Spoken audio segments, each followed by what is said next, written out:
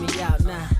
Return of the smooth operator. Shotty on repeat. I say sleep later. This another favor. Consider me your neighbor. Lost a lot of fam in pursuit of the paper. She gon' catch the vapors when we slide by. The way I speak my mind, it's like I peak my prime, but I ain't close. I cruise through the night air. Fantasy a dream. Real world is a nightmare. Like Claire battling the brainless. Learn to live shameless. Talk about me alive, but claim that I'm nameless. You aimless. So I'ma style on them. They washed up. It's a rap. Throw the towel on them. Gaining miles on them. Otakus for the win. Tacos, it depend on the mood that I'm in. Like Finn when it's time for adventure. This some new blue. Get ready to enter my mind for a few. Come and take a ride with the crew. I'ma show you how to recoup days lost when you vibe with the blue. Come vibe with the blue. Yeah.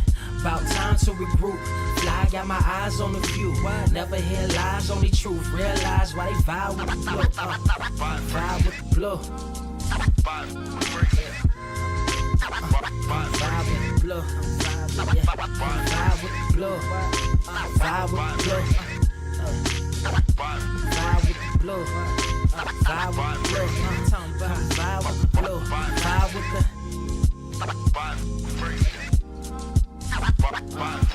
vibe with the sky. Wait, you know the rest. I'm blessed. I see you frontin' like you ain't impressed, but I still get requests. I'm playing Zelda on the GameCube. I quit spamming my music. Don't ever try forcing the links. That's a high rule. The wind waker, Mother Nature on my side too, controlling the elements. Go and check my avatar. I'm arrows ahead. Get the point. Moving forward, the battle scars accumulated over time are reminders of what I went through as a minor, but made me a grinder. The trees broke down for this loose leaf. If life's a game of death, I'm Bruce Lee. Ooh wee.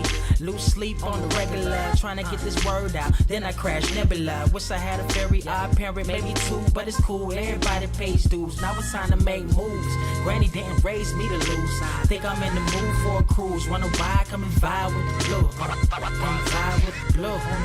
Come vibe with the blue. Come vibe with the blue. Come vibe with the.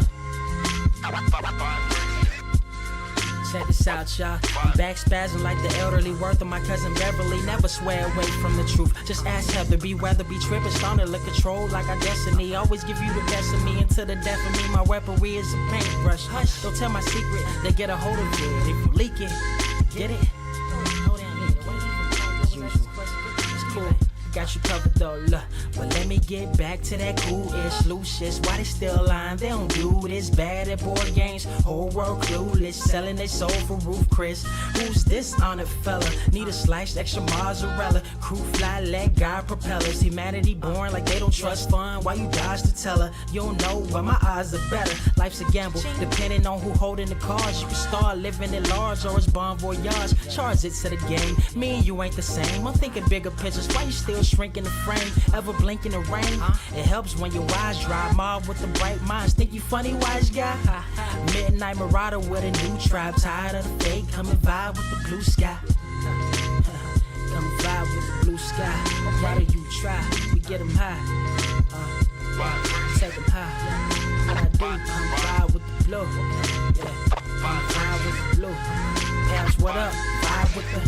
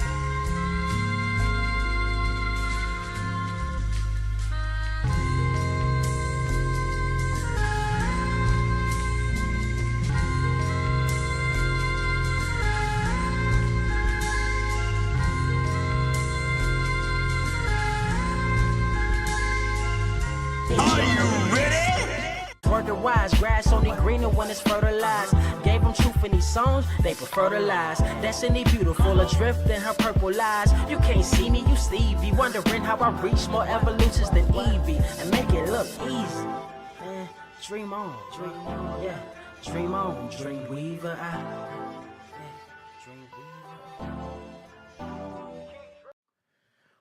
What is up, Earth's mightiest subscribers? It's your boy Ernie, Blerd Without Fear, got the homie Carter presents. Welcome to episode 233 of the Blerd Cave, the #1 comic book news stream on this or any other Earth in the multiverse that you can find not just here on this lovely platform that we call YouTube, but also out there in Google, Amazon. You can find it, was it iHeartRadio? You can find it on Stitcher. You can find it on, honestly, you could probably find it on a potato or even a chicken wing. I don't know. That said, if you do listen to us on any of those platforms, make sure you leave a rating. It helps us find more listeners like yourself. Carter, what's going on? Birthday was Tuesday. You goddamn right it was. And yours is tomorrow, correct? That is also correct. So we them birthday boys. So for our birthday, we are currently live right now eating chocolate chip cookie dough ice cream, and Ernie is eating heavily peppered eggs. And cinnamon toast. Don't forget the cinnamon toast. Before anyone asks, oh shit, Carter, what'd you do? Nothing. Not a damn thing. I paid bills. Ugh. I paid bills, and there was actually a friend of mine. Shout out to Paige. She would not have it if I didn't do at least one thing. So I don't know if you can see that. Oh, you got Demon Days. Yeah, I went ahead and got the Demon Days Gorilla. I got to remember what angle the camera is. You got it. You got that. You got that. I went and got the Demon Days. Hold on, wait. No, actually, no. I'm gonna stop you right there. That deserves more respect than that, Carter. Yeah, it deserves more. That deserves infinitely more respect than what you are putting on its name. So, no, I'm gonna need you to, yeah, go ahead. Now, there you go. Now, handle move me up a little bit. Why do I look so? Why am I low? I don't know. I don't care. Well, it's because I got the whole video feed, so there you go. Oh, got you. But yeah, this is probably one of my favorite Gorillaz albums. And what's funny is I went in the record store the day prior and they didn't have it. I went in there today just dicking around, or Tuesday just dicking around. And true enough, they had it. And it was just one copy of it. And it's brand new. And this is my baby. Funny enough, I still have the original floating around somewhere, and I also have Plastic Beach, but I have that on CD. The day it came out, because I was still working at Wolf Chase at Hot Topic at that time. Oh damn! So damn, dude, put some age on it. Yeah. So I got this bad boy for my birthday, and that was it. That was my highlight of the week was getting this. Oh, and I watched the documentary on Gorillaz because apparently their albums are different phases and has storylines and stuff like that. So yeah, I watched an entire hour and a half video, and that was a rather enjoyable hour and a half. It was better than Blue Beetle. Damn. What are you? Damn. What do you have planned for your birthday? Yours is going to be a lot more extravagant because you have a lot more things to do in Memphis that are not expensive. Affordable. Oh yeah.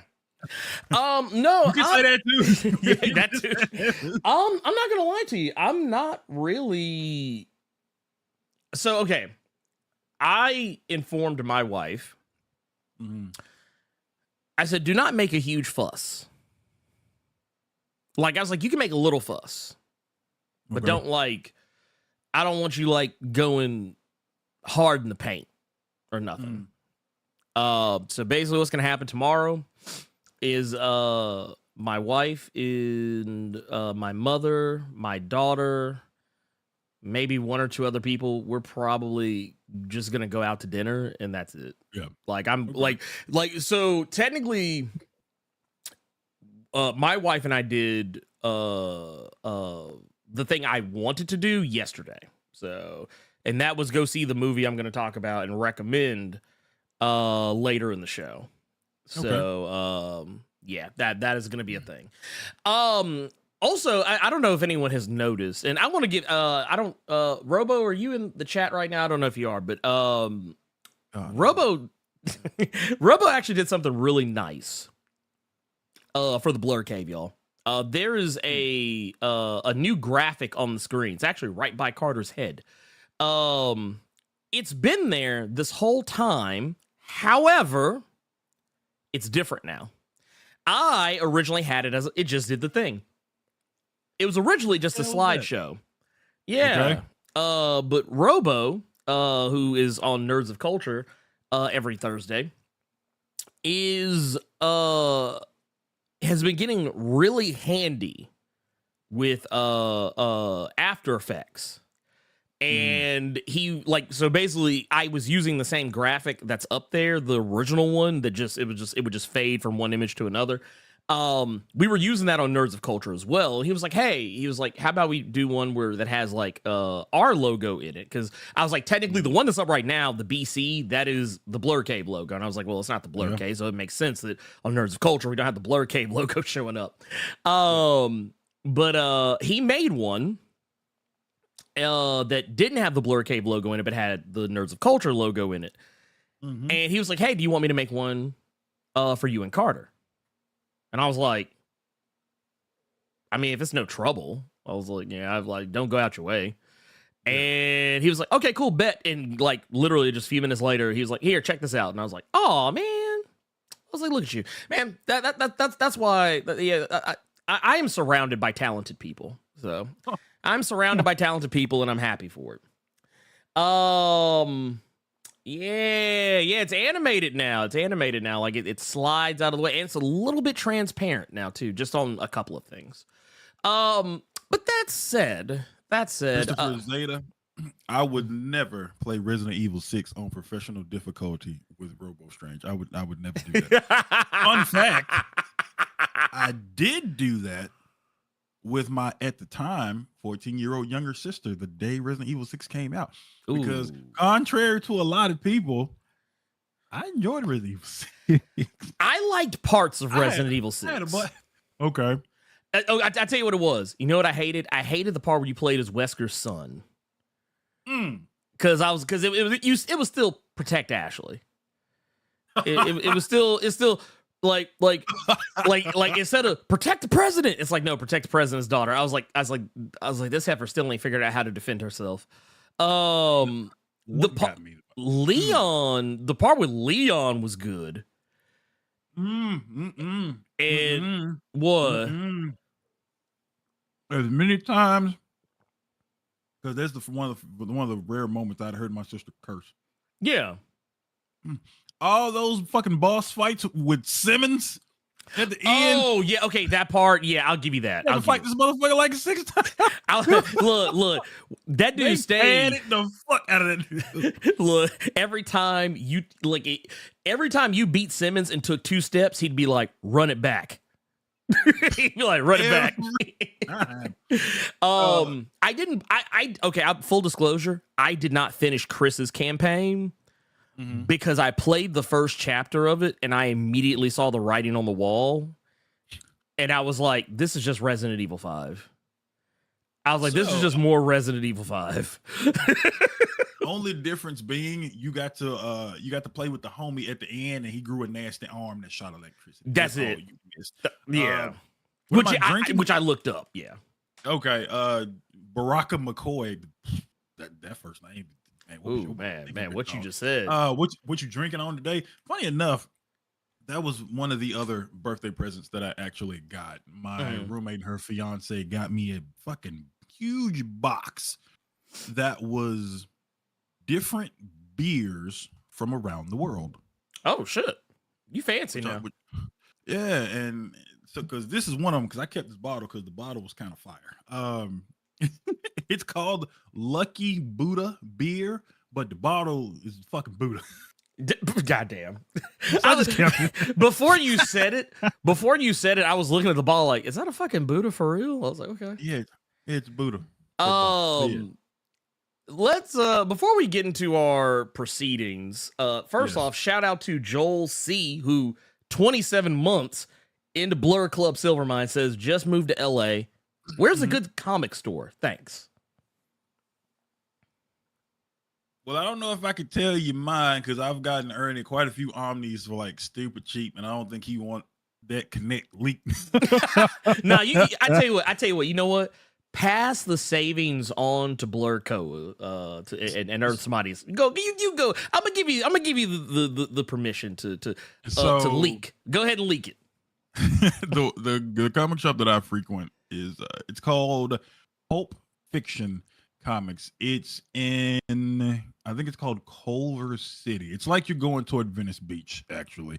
That's the one I go to a lot. They have a lot of ridiculously stupid deals on omnibuses and trades and things like that. How much was this? The Jeff Johns' Green Lantern Volume 1 omnibus was, how much did I pay for that motherfucker? 50? Yeah, look how thick this bad boy is. Hold on, I'm gonna give myself the one for a minute. Hold on. Look how thick this is about as thick as Immortal Hulk. Which one? Didn't I get you one that was, no, that was me, wasn't it? That's where I got, didn't I get you one that was like 30? I can't remember. War of the Realms, I think. I think it was, you got me War of the Realms. Yeah, War of the Realms omnibus, the entire thing was like $30. So like that shop, just talking to the owners, she pretty much told me that her store is, apparently every comic shop is good for different things, and hers is really more so good for the trades and the hardcovers and things like that. Because as soon as you walk in, Joel, you would see a table that was just straight hardcovers at the top and trades at the bottom with just ridiculous prices on them. And they also do trade-ins as well, like GameStop, but they only take stuff that looks really, really fucking good. Like, yeah, not some shit you done beat the fuck up. What did I tell you that shocked the hell out of me? Because I asked you about floppies. I think indie floppies are a quarter, I think, like a couple months after they come out. And then Marvel and DC were $125 after they've been out like 2 months. I was gonna say, just for everyone's edification, the Green Lantern omnibus that I held up, which is just volume 1 of 3 volumes. Yeah, they asking for almost $75 on Amazon.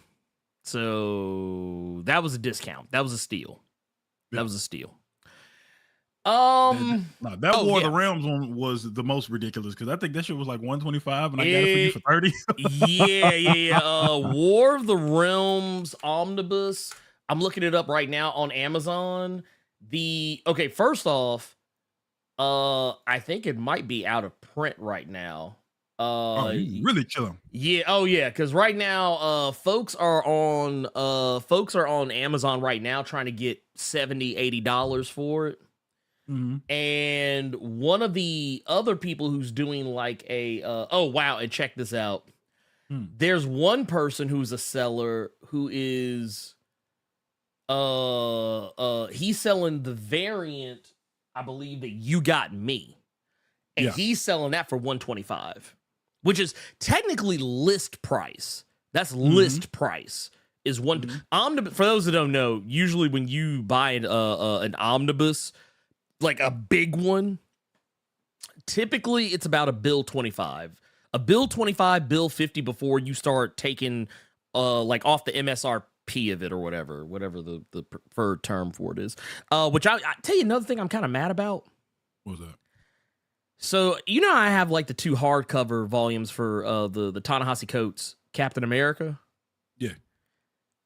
I was looking online the other day. Them hoes got one that's just like one solid book. Oh, wow. So what's about to happen. Some of y'all, look, either if Carter want them, I'm going to give them to him, but if he don't want them, y'all might get a giveaway. Y'all go fuck around and get a giveaway off me. First off, I want to give a shout out. This is actually one of the homies right here. Straight out of left field. Y'all, he knows what I'm talking about. Seafang, Architect of Sin, with 1999 super chat, says, we partied hard last night, so I want to wish my mother a happy 50th. Ooh. Oh. 2 quarters. Let's go. Hold on, wait a minute now. That deserves more. That deserves more respect than that. I'm sorry. Yeah, we dropping the bomb. Says also, before Ernie and Carter got to tap the sign, get them likes up, and happy Saturday, Blerd Co. Hey, we appreciate you, Pam. Thank you for that. By the way, man, December babies, am I right? Right. I'm just saying, man, best month. Y'all's months are cool too. I'm joking. Maybe I'm not. Let me see something. What you got? Because I think we're okay. That's what I thought. So funny thing. Mm-hmm. Jay-Z's birthday, December 4th. Mine, December 5th. Yours, 10th. That's a strong week right there. Man, what you talking about? Man, look. Man. Look, that's man. a strong week right there, boy. I like it. You know what? I retract my statement. It is the best month. It's the best month, you feel me? But no, Dominic Cole's out here with the 16 months of the Blerd Club Silvermine, says, mad love to the cave. Keep doing your thing, pimpin'. Hey, thank you for that. Also, it's funny because I was just thinking about it. We might do a little special thing because I had to recognize the other day that not everybody follows me on Twitter who follows me on YouTube. So we might do a little special viewing a little bit later. This just for y'all. Something I worked very hard on, and I'm gonna give to y'all. We got Jamal Simmons, man, 47 months in the Blerd Club Silvermine. Says, congratulations on 88.5K subscribers, Blerd Carter. Which, by the way, I want to point out something here. Jamal Simmons, always out here congratulating us every time we hit like what I feel like is like the stretch goals of life, which I appreciate. Just like dude, just that's love. That is 100% love right there. Love to see it always, and consistent, mind you. Man, love it. Love to see it. Man, we also got, dude, Gabriel the Dark Knight is out here, y'all. $49.99. Oh shit. $49.99. Says, happy birthday weekend, Ernie and Carter. Party like it's $49.99. You really sat there and turned it into that fucking jingle. Wow. I did it. Yeah, you thought you wasn't going to get it. You thought you were safe. No one is safe. No one is safe. No, YTube noob. The comic shop owner of where I frequent, she did not complain about self inserts like the big white dude did. No, this is a woman that's running it with 2 other women as well. So like, no, it's Charlie's Angels in there, dog. Those women, they hold it down. They hold it down. They hold it down. They chilling. And hell, if you go to that one, you could very well meet some of Earth's mightiest, because they are all, I've seen several in there that will spot me quick and speak or be mad at Ernie about something. So if you show up, I can have backup and have somebody to tell them to get the hell on somewhere. So yeah, Pulp Fiction Comics, man, please. Hey, I respect it, man. I respect it. Look, I'm gonna be honest with you. So the more I go into comic shops, because for the full disclosure, I don't go in shops very often, and I typically like to go when no one's there. So I typically like to go on like slow days when like there's very few people, because I have started to recognize, and this isn't like a flex or anything, I am somewhat of a celebrity in my own town, just like in small circles. There are some people who are aware of who I am, and I'm not gonna lie, they make it real weird. And when I say weird, it's not like like, oh, they make me uncomfortable. It's weird just because I don't, kind of like how I said earlier, I told my wife, don't make that big a fuss. I don't really like people making a fuss over me. Like, yeah, like that. Like, it's not like I'm like, ugh, stop, go away. It's like, it's more just like, it makes me uncomfortable because I'm not used to it. So I'm like, man, I'm just a regular dude, man. I'm just like when I told you about that shit that happened at Memphis Comics Expo, where like, dude's girlfriend saw me and like, told me, like, dude was like I said, and it was cool. It was a good feeling. Cause I was like, man, dude, it feels really good to like know that people actually give a shit about what I do. But at the same time, I was like, man, I'm just a dude. Yeah, I'm just a guy. Yeah. It's cool. I was still happy for it though. Well, somebody else that's a guy is Anansi Webb with this Little Caesars Hot and Ready 4.99 he gave us saying, ooh. Greetings, C&E. I never thought about C&E. Yeah. I wish that Blerd was done by CDPR, but this is dope too, because Blerd could easily be Marvel's Witcher in the modern world. Concur? No, I do not want this done by CD Projekt Red, and it has nothing to do with Cyberpunk. It has everything to do with The Witcher and how that combat is kind of... It's floaty. And so... It's floaty. They fixed it, but it's still floaty. Yeah, so that's the only that in that instance I would actually disagree with you there, and we're actually going to go more into detail with the just a moment stuff in a little bit. So that's going to be the first thing we talk about. Yeah. Keep the ears open, Anansi. I will say too, because I actually have some thoughts on who's doing the game. So this will be interesting. This is the only time this will ever happen, and it's my fucking birthday. Oh, but from Arthur Parks, we have a.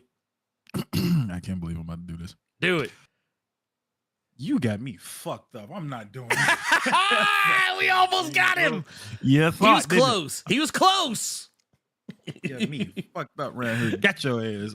Wishing an early happy birthday. Here's some change toward those 50 games in your wish list. Did you have 50 games in your wish list?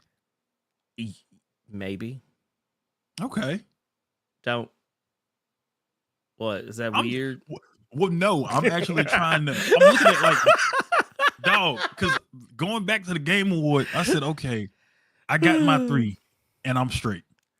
Nah, I'm not even thinking about the future. I don't even have. I wouldn't say I had shit. I have my 42 wish list. 42. I have 42. I'm telling you how bad I am. Well, it's not bad. I think it's behaved. I don't have a lot of games in my backlist. I got a lot in not my wish list. I have a lot of games in my backlog. Okay. I'm trying to trim that down and then get to the new shit. Yeah, because so Senua's Saga, Hellblade 2, that was in my wish list since the game was announced. Ever since you could first put it on your wish list. Wukong, Black Myth Wukong, same. So like I didn't add that the other day. I was like that shit was already in there. Space Marine 2, same thing. What was the other one? Oh, what was the other one? There was another game that got shown off that I think has been in my wish list for quite some time. Either way, not that part. It's not important which one it is because honestly, it doesn't really matter. But Rogue Trader, the Warhammer 40K game, Rogue Trader came out the other day. That's been in my wish list since it was announced. But that other game they showed, No Rest for the Wicked, that game, I'm like, okay, yeah, I said this is going on the list. This is going on, and then that other game, the first Berserker, Kazan, that game went on the list. That shocked the hell out of me because I'm like, I was a huge dungeon fighter dude in the back in them old times, in the BC times. So back in the gap. To see that they're doing a whole game on the first Berserker, which is one of the classes in the game, the first one that got the nasty arm in that game, that shocked the hell out of me. Yeah, but since you bringing up like Game Awards stuff that you put on your wish list, I think the only thing I put on my wish list was Den of Wolves. Really? I think that was it. Really? Only Den of Wolves? And I meant to tell you, it's a heist game.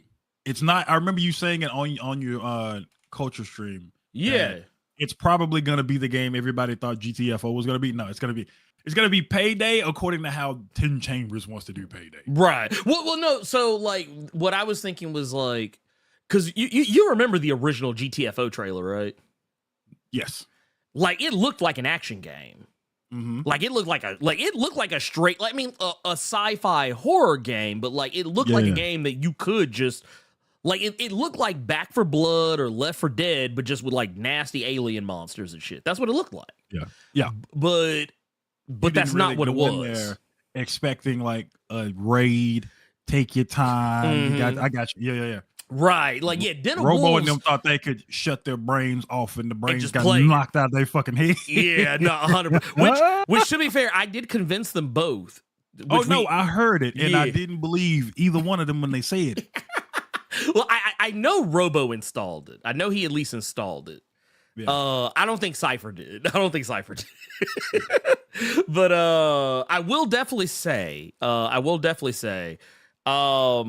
the other game, and this should come as no surprise to anyone, just by nature of who announced it and what the game is. What was it? Tales of Kenzera?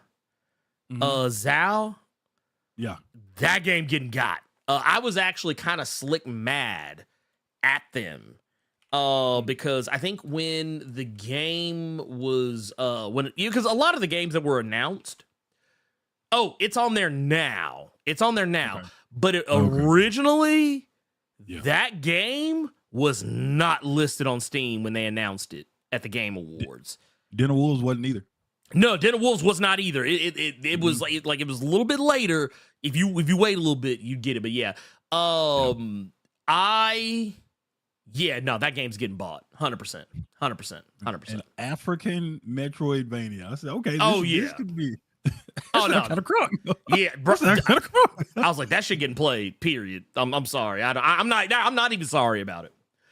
We got Chi-Town Dan, the Night Skin King, with the $5 super chat, says, "Happy birthday, my fellow Sagittarius brothers." You right. Thank you. December Sagittarius are the best.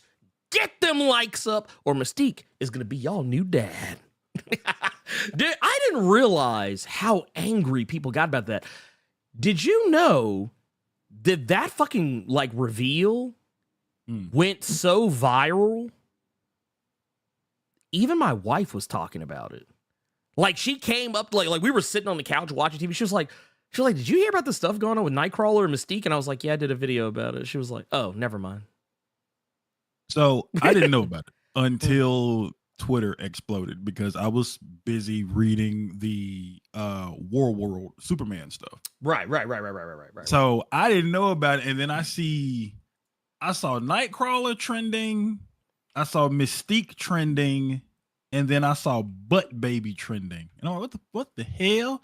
And apparently now it's the thing to where everyone's calling Nightcrawler a butt baby now. What? Apparently. And I didn't know where that came from. And then I just started reading tweets. And then my Twitter blew up because you tagged me in your tweet. And I'm just like, what is going on right now? And just, okay. It's like, okay. It's like, all right. Y'all good? But Chi-Town Dan, thank you for that 5, but I would disagree with you. December Sagittarius are not the best solely because we get the short end of the stick when it comes to gifts, because some of you bastards like to spin it to get us one thing and say it's for birthday and Christmas. You pricks y'all ain't slick. That's how y'all try to get our asses real quick. My mom tried to pull that for a little while, but then she stopped. When I was like a kid. Some ugly ass dude came up to me one time and said, "Happy birth, miss." I said, "Wait, what? Huh? No. You just stroke out for a second. What the hell did you just say? Happy what? Happy birth, miss." No, the devil is a lie. The devil is a lie. We got another one here, man. A Nancy Webb with the 1999 super chat says, "Blade needs that blue eye samurai treatment in a show." Happy birthdays, Blerd brothers. Now get that Little Caesars pizza on me, man. Look, I'm gonna get a couple of them. But no. Did you ever finish Blue Eye Samurai? I need to. It was I'm good. actually It was very good. I'm actually happy you said that. I'm on episode 4. So okay, Mhm. when I got World, I said fuck everything else. I'm Mhm. reading this, and I was hard on that. And now that it's done, I was gonna get back to the Ta-Nehisi Coates Black Panther, but Got you. then I said no. What was that show I wanted to watch? I tried to start that Jujutsu Kaisen thing. everybody keeps Oh, talking yeah, about. yeah, yeah. I tried It's- to yeah, start yeah. that. I got like 10 minutes into like the first episode, and then I kind of cut it off, and then I went back to what's the one that you recommended to me that was based on the tabletop thing with Ashley Johnson in it. Legend of Vox Machina. I got back on that and tried to continue that, and I completely forgot about Blue Eye Samurai. So it's like, because my intentions when we stopped the show today was to go back to the Vox Machina, but I'm like, bro, I got like 4 episodes left. Let me knock this shit out. Yeah, yeah. it's good. It's a good 4 too. It's a, You all like I see mean, how the whole Car- thing is good. Do you all see how Carter's brain just ping pongs to all this different Mhm. shit? This is why stuff can't get done. This is why y'all ain't get videos. Look, hey, you no bullshit. You might be undiagnosed ADHD. I'm sure I am. I'm sure I am. I guarantee you are, because that's how my wife is. She don't finish How shit. horrible are we that we're laughing at it? And it's on my account, and we laughing about it. Well, but you know what? Hey, if you don't laugh, you'll cry. I mean, Yes. let's be real. Let's Yes. be real. Yes. Oh, speaking of crying, man, we got Malik Young out here with the 2000 party over. Oops, out of time. Dun, dun, dun, dun, dun. Dun, super chat says aloha Blur Cohen's gotta go back to Mordor, so I'll make this fast. Just wanted to tell Carter he was damn right about Dead Earth. Daniel Warren Johnson's a motherfucking genius, and all the haters who say different are out of their rabbit ass minds.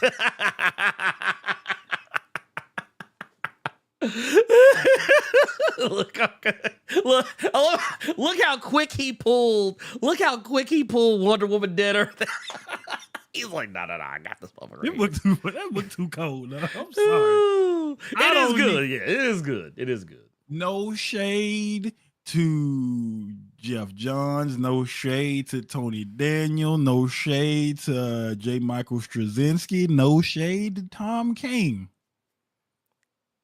This the only Wonder Woman story I ever need right here, dog. Man, this man. That's a reading.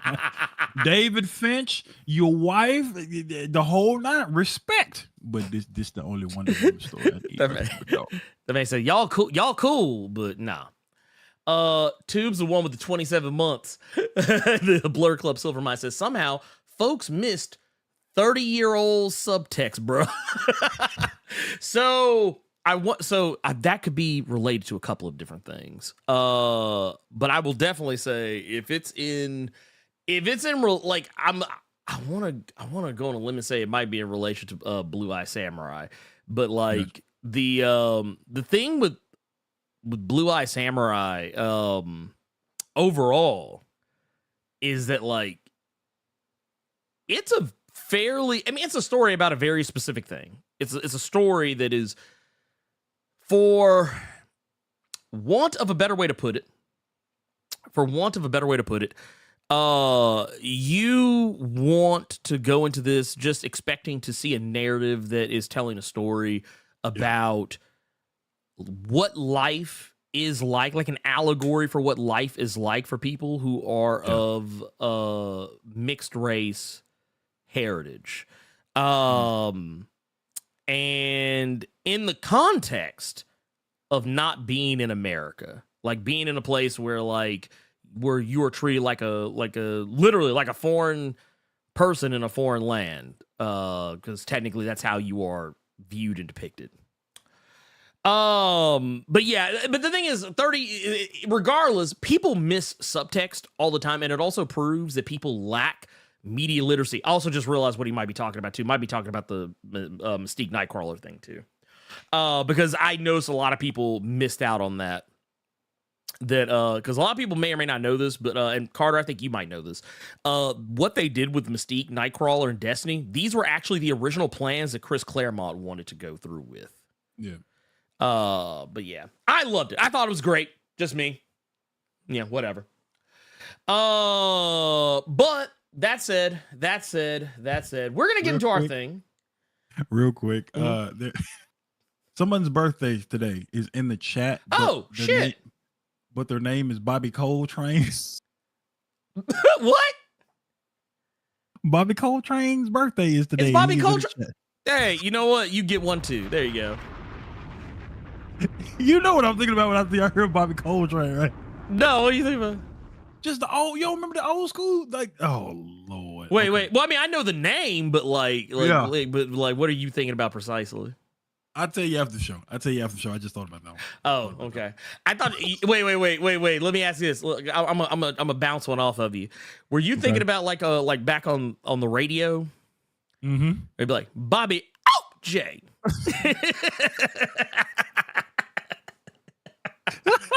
Yeah, y'all don't know nothing about that. Y'all don't know nothing about that. Ooh. I will say too, because I saw Zeke Morningstar bring up, says media literacy is lacking, to be honest. It's the whole stereotype of English teachers saying the author meant something completely different than what's in text. Here's the thing. I wish people were actually taught media literacy in school. Like, and I don't mean like in college. I mean like even in elementary school. Like, not saying they got to be taught it in kindergarten, but like, I think by the time you get closer to like fourth or fifth grade, I think people should probably start teaching you media literacy, because media is a huge part of our life. And I encounter so many people who don't have any. Like, it's like, dude. Let me ask you this. Go ahead, shoot. So we can go ahead and yeah. Because we misbehaved again. Yeah. We out of pocket. We out of pocket. That's okay. Is there anywhere to read Claremont's like original ideas for stuff like that? Because I like reading about like shit like that. Like when you see how Alex Ross wanted to originally like draw the X-Men in the suits and shit like that. I like reading about shit like that. Is there anywhere to read that Claremont stuff with? Not that I'm aware of. However, I found out the other day he has a documentary on Amazon Prime that's like about him. And I was actually thinking about playing it in the Discord one night, like just do like a watch party or something. Yeah, after that Milestone documentary and the DC one that I had played in there a little bit, like I've kind of gotten that bug recently. So when I saw that, oh no, these were original plans from Chris Claremont, and everybody kept saying, I'm like, okay, I want to read about this. This would be dope. I'm gonna tell you why I know, because a few years ago, I was like, you talked to him. I talked to him. Like, he was on a panel at Memphis Comics Expo, and I was one of the moderators for it. Yeah. And by the way, that man can talk. Like, I used to think I could talk. No, that motherfucker could talk. He could talk. His panel was only supposed to be 45 minutes. That shit went an hour 45. And I felt so bad because I technically should have did a better job of just shutting it down. But dude was talking, he was spitting, and nobody wanted to let him stop. And I was like, you know what? I was like, I'm just going to let it ride. I'm not going to sit here and tell the man who been writing X-Men most of my life to shut the fuck up. I was like, I'm not going to do it. You going to have to kiss my whole ass. But he actually brought it up at that panel. That's how I know. He brought up original plans for Cyclops, original plans for the Dark Phoenix, and so on and so forth. And actually, there was a story he did. Did you ever read what was it, X-Men Black? Magneto? No. Okay. He wrote that issue. It was like the one where they had there was an issue for Mystique, an issue for Mojo. I know exactly what you're talking about. Yeah. I know exactly what you're talking about. The one for Juggernaut is actually based on an original story he wanted to write for Magneto, like back in the day, where Magneto was like, you know what? Fuck Earth. I'm just gonna go make my own shit. Kind of like, and what was kind of funny because they kind of slick did it with the Rocco, where Magneto was like helping you terraform Mars. They kind of slick did it twice. Because Magneto, but the difference was in X-Men Black, Magneto just did it by himself. But neither here nor there. Point of the matter is, we got another membership here. Roy Bott with the 25 months in the Silver Mine says, happy birthday and blessed be here in the cave. You goddamn right. It's always a beautiful day in the cave. You know what I'm saying? Yes. $4.99 and Nancy Webb says, man, I hope y'all cover Mark Waid's Irredeemable and Incorruptible one day. Oh, and the Luther Strode books. I'm gonna be effing broke messing with y'all. So here's the thing. Yeah, I was about to say. I knew that motherfucker had Luther Strode just sitting there. I knew he had it. I was like, this motherfucker will pull Luther Strode out his ass. So I tell you what, here's the thing. There are some things happening, and I'm not going to make promises I can't keep, but there are things I'm working on that are kind of separate from everything else. But just know I'm going to take that under advisement. Excusez-moi. We also got Dominic Coles out here with a $9.99. Says, hey, I am so damn excited to talk about the Blade video game. It may not even be all that good, but I'm still here for it. I needs to hear about a motherfucking ice skating uphill. And you know what? Just for you. Just for you and nobody else but you. Nobody else but you. Nobody else gets this treatment. I'll have you know. Some motherfuckers are always trying to ice skate uphill. There you go. There you go. That was just for you. And speaking of ice skating up this motherfucking hill, yeah, let's talk about this damn Blade. Yeah. I want to put some respect on this. Shout out to Frantic World. Okay. Who was in the chat, and I think they were the person that brought up the whole, oh man, what if they announce a Blade game? Like I don't know if they had any inside baseball or if they were just talking out of their ass.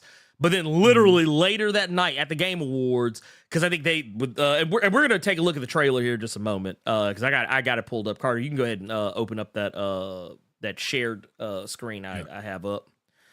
Yep. But here, let's go over it real quick. Like, we're gonna play the trailer, and all that entails.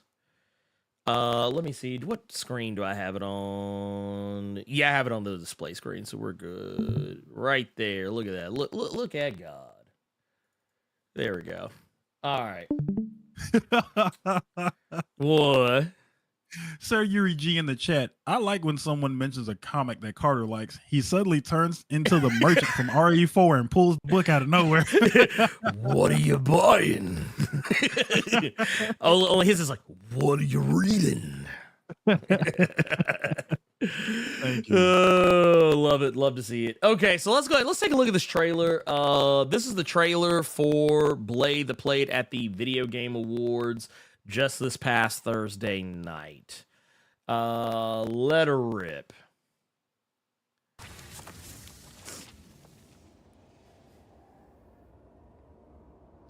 Wolverine. I saw so many people say that when they saw did too. that Marvel and Bethesda. I said, ugh. No. I honestly, when I saw Bethesda, I got sad. But Oh, wow. then I saw Arcane. I got a little less sad, but I was still sad. Mhm. Oh, let me turn that.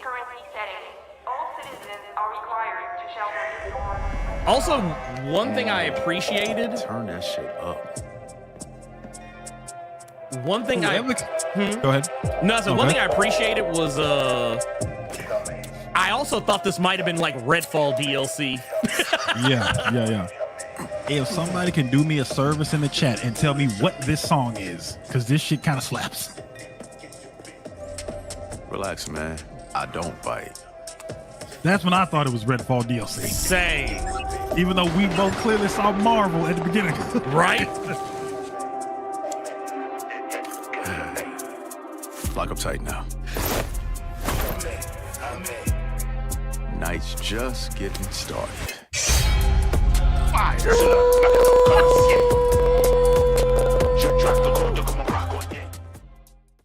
Fire. And two things happened after this. Okay. One, they interviewed the team that's working on it. And that brother that they interviewed did one thing that was amazing. It wasn't a kick, and it wasn't the jacket he was wearing. It was the fact that he made sure to specify that this was a third person experience. Now I know I'm buying it because wait, do you all hear Ernie?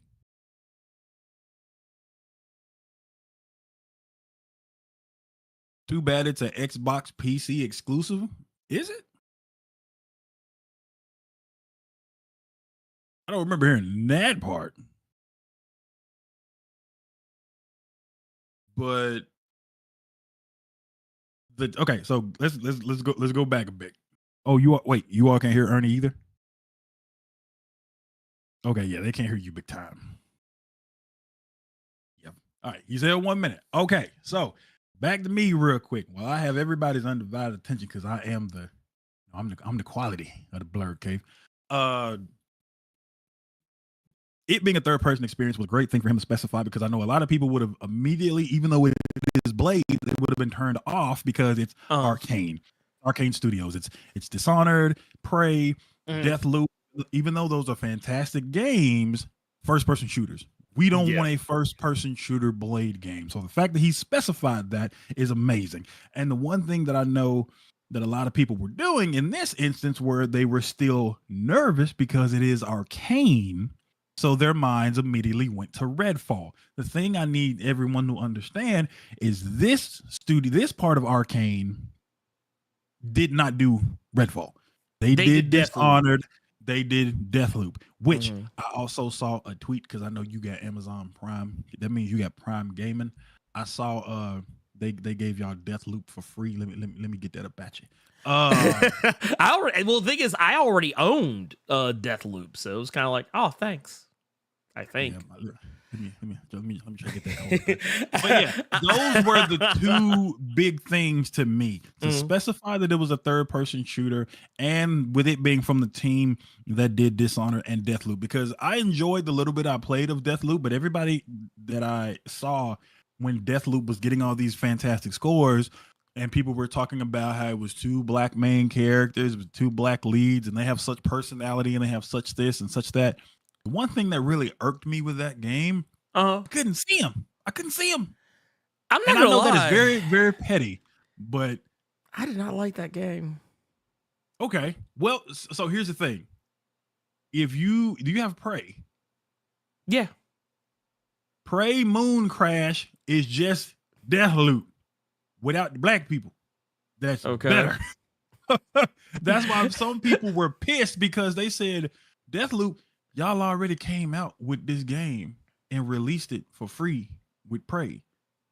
But I did like the writing a little bit with Deathloop and the characters. I just really wanted to. I wish that game was in third person. Well, yeah. So no, I'm right there with you. I liked the I like the game. Like the game is as far as like the characters. As far as the characters, I like the characters in the game. They're cool, but like I don't like everything else. You know what I mean? Like it's everything else. Like you know how like there are games that like you have to play them a very specific way. Like even if there are games that tell you can play however you want, there's still a certain way you have to play it. And I don't know. I wasn't a fan. I did not pull Ernie's mic. That was not on me so that Carter could be in charge. I did not. I mean, hey, it is. Well, I don't honestly, I have no idea what happened. So I just unplugged my interface and plugged it back in, and it seems fine now. Which was weird because like I was getting levels on the interface, but not in OBS. I'm not sure what was really going on there. But to get to, like when we got the super chat talking about like they wish the CD Projekt Red did the game, I personally was like, no, but I'm also not happy with who they got to do it. Like, not 100. Like, I like the passion, and who knows, maybe this will turn out good. Maybe this will turn out good, and I'm the asshole here. And maybe I should give Deathloop another chance. I played it for like several hours in one day, and I literally walked away feeling like, yeah, I'm gonna go back and what other game was out at the time that Deathloop came out? Oh my. I'm trying to remember.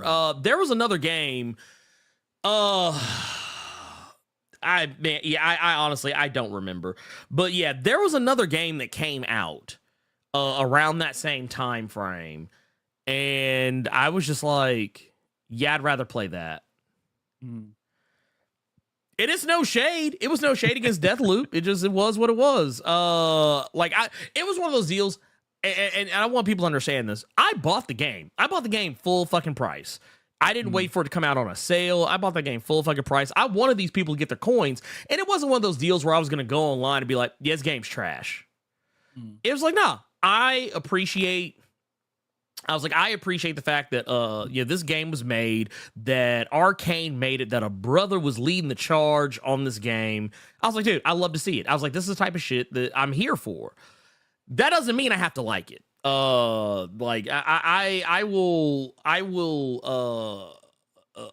show my kind of like we even talked about this in the Game Awards stream we did for Nerds of Culture was I said I think maybe it might have been Robo was talking about if I see black and brown people, I'm gonna support. But that doesn't necessarily mean you can support everybody. Like in every facet. Like, yeah, I'm gonna put some money behind you, but if the game is trash, I'm gonna say that it ain't what it should have been. But yeah, I'm hoping this is not the case with Blade, because I like the Dishonored games for the most part. Yeah. But I don't know. I'm cautiously optimistic. That's what I'll say. I'm cautiously optimistic. I want this game to be great. I'm going to buy it when it comes out, regardless of anything I say right now. When the game comes out, it will get bought and paid for, and it will get played. And so, yeah, better or worse, I'm going to play it. So when it comes to Arcane and it comes to Dishonored, that game was always looked at like not a massive step, but a step below BioShock. If you remember, they came out around the first time of the original BioShock came out. So that's how people kind of perceived. You either liked Dishonored or you liked BioShock more. So the thing with Dishonored was the animation, the style with the characters, the gameplay, and the hub worlds that you were going to in different areas, just like BioShock. So that's what I started thinking about when I see this Blade game, because I said, okay, they can do those well. They can take a different approach and kind of put their own spin on things, because the aesthetic of Dishonored and the animation, I think the style, the overall style, I did like for Dishonored, and I also liked for Deathloop, even though Deathloop had a real hard time properly explaining certain things. They just kind of threw everything at you, and you were just sitting there fucking confused until you died a lot of times. You really had to go on YouTube to kind of figure a lot of stuff out about Deathloop. So I'm hoping with those lessons learned this go around, I think we're going to get a great product here, because either way, I'm probably going to stream it, and I'm finna break up. Now, this I will stream. Alan Wake, y'all wasn't going to watch me stream Alan Wake. No. This, I'm going to break some vampires off with that dude. So. He's like, nah. Because I told my boy, I said, dude, we got Wolverine coming. We got Blade coming. We got 2 Black Panther games. And Monster Hunter Wilds. I ran out the house when I saw that Monster Hunter trailer. I'm set for a while. My wish list, you see how small my wish list is now. Wolverine, Blade, Black Panther, I don't know, because it's still EA at the end of the day, so I'm cautious. I'm being very cautious with it. Yeah. But Blade, Wolverine, Monster Hunter, I'm good. I just thought it was funny that when we were watching, Robo didn't believe me it was Monster Hunter when I said it was Monster Hunter. I knew it immediately. Yeah. Well, at first I thought it was Ark, and then I saw the person with the big ass sword, and as soon as I saw that, I was like, oh, that's Monster Hunter. He was like, I don't know. I said, nah, it's Monster Hunter, trust me.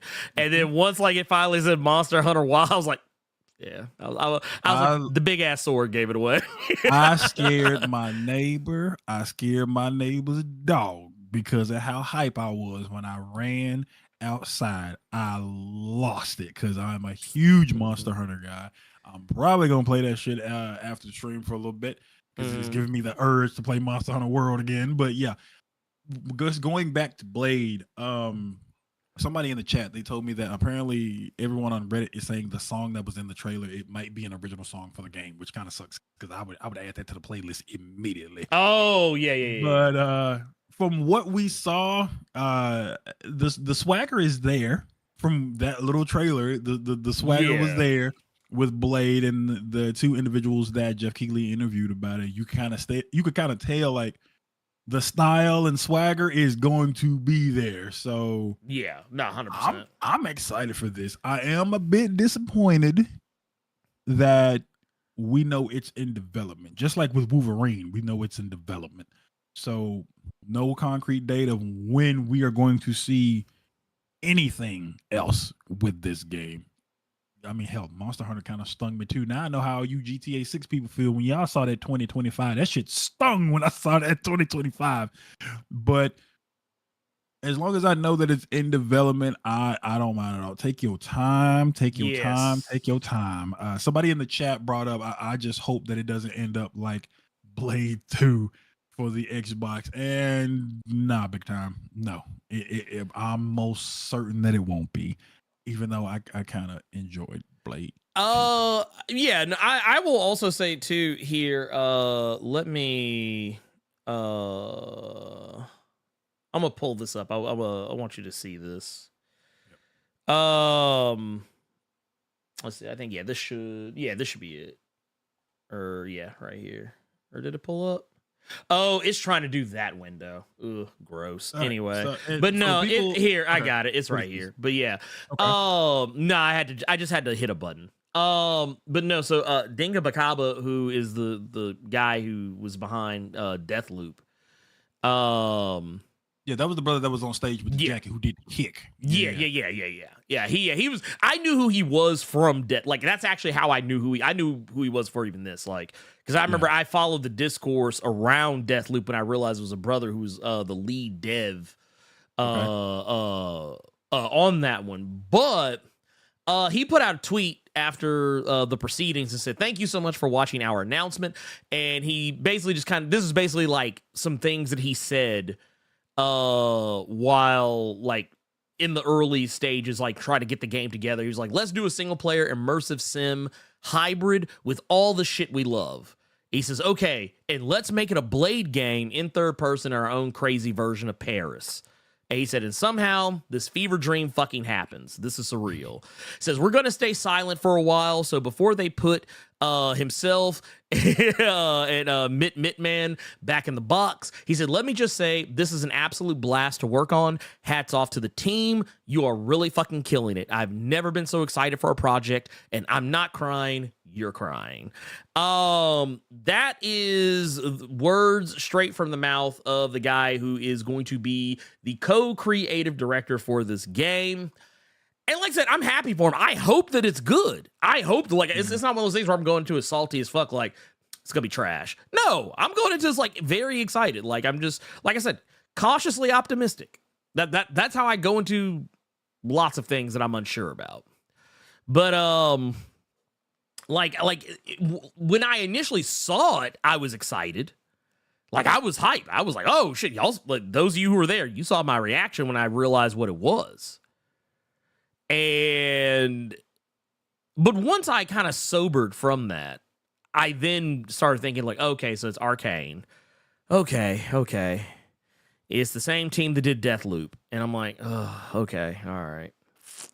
And the only reason I have that, even that attitude towards is because, like I said, when I played Deathloop, I went into it very excited to play it. And then just come to find out the game, it's not to say the game was trash, it just wasn't for me. Mm-hmm. And I can recognize, and that's the thing I think people need to recognize. Like, I see a lot of people, and it's kind of one of the reasons why I used to always get on you about this too. When people don't like something, and they just say it's trash. Period. Plain. End of story. It's trash. And a lot of times I think we need to step outside of ourselves and just think, maybe there is actually something good here, but maybe whatever that is, it's just not for me. And that's what I feel a lot of the time with a lot of stuff. That's why a lot of y'all never really hear me go off on anything like being like absolutely terrible, unless like it is objectively fucking terrible. And that's because when I watch, read, whatever, play something, I'll be like, oh, well, I can see that there was something there. It's kind of like oh God, what was I'm trying to think of a good example, but yeah, just if I can see the bones of something good, or I can see that like why other people like something, I mean, I'll be like, yeah, like it probably just wasn't for me. And that's kind of how a lot of media is. I wish more people recognize that. But that said, I'm looking forward. I'm looking forward to it. Let's see here. Let's see here. We got a super chat here from the Elite X1. This one is the $2 super chat. Says, happy birthday, both of you. Check your Discord DMs. Oh Lord, what have you done? He sent us a game. What have you done? This man, this monster, what have you done? He sent us a game called MythForce. It's a first-person shooter that looks like the D&D, like old. It looked like an old 80s. Oh, this shit look kind of fire. Yeah. I know it. Yeah, I'm familiar with this game. All right. And Look, apparently it is co-op. So yeah, we got something to play out the stream. oh, okay, dude. Okay, so you know what? So here's the funny thing. What's that? I was actually looking at this. So this is a game. It's on your wish list. Well, okay, no. However, me and Adam from Nerd 901, we were looking at this game, and I think back when we were first looking at it, it was only on Epic. Okay. And we never got it because we were actually talking about playing this for a long time. Because when did this game come out? This game came out in it came out this year. Okay, so yeah, the game must not have been out when me and Adam were talking about it, because this was a while ago when we were first discussing it. But yeah, this was a game that we were both like actively fucking talking about, like, a lot. When I say a lot, I mean a lot. But yeah, carry on. Carry, you about to say? Oh, well, no, I'm just going to say thank you for the birthday present. This was something that Ernie was really, really wanting, so that's always good. I didn't know what this was, but just from the stuff that I'm looking at now, this shit look kind of dope. So it is downloading as we speak. We have a well, if it's him giving us Little Caesar hot and ready, he probably bit off of it. We got $4.99 here from Left Face saying called it. Kinda. The other dude in chat called it first. I think he's talking about. He's talking about Frantic World. Yeah. Oh, he's talking about Frantic. Okay. Well, he's talking about Blade, but talking about how Frantic World called it. Yeah, but thank you for the Little Caesar hot and ready that I'm pretty sure you probably tried to take a pepperoni off of one of them damn slices.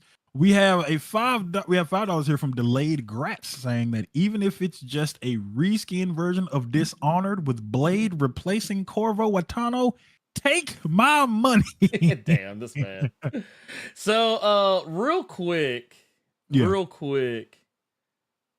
gonna play something real quick. Oh wait, we actually know here before I do that. Well, actually, I'm gonna do this real quick, and then we're gonna carry on with super chats. Gotcha. Here, I'm gonna pull this up because I just wanted to show everybody what it was that that he sent our way. Okay. There it is. This. Oh, got you. Yeah, this. And it's not a first-person shooter; it's an RPG roguelike. Yeah. Got you. Yeah. You had me at roguelike. So yeah, I'm not playing any sound from it either. I'm just playing it like I'm just like playing it. There's no audio, or there shouldn't be any audio. But see where this is, so I know to edit it out. Yeah, no, this is this game looks awesome. What I saw something that kind of reminded me of Borderlands, but like in the way of like Dragon Quest or Dragon's Lair. I mean, there you go. Okay, that's what I was thinking about. When I saw it. Like it has like the animation style of Dragon's Lair. Dragon's Lair, yeah. Mm-hmm. But like, yeah. But yeah, this is getting played. Blade will Blade be an Xbox exclusive?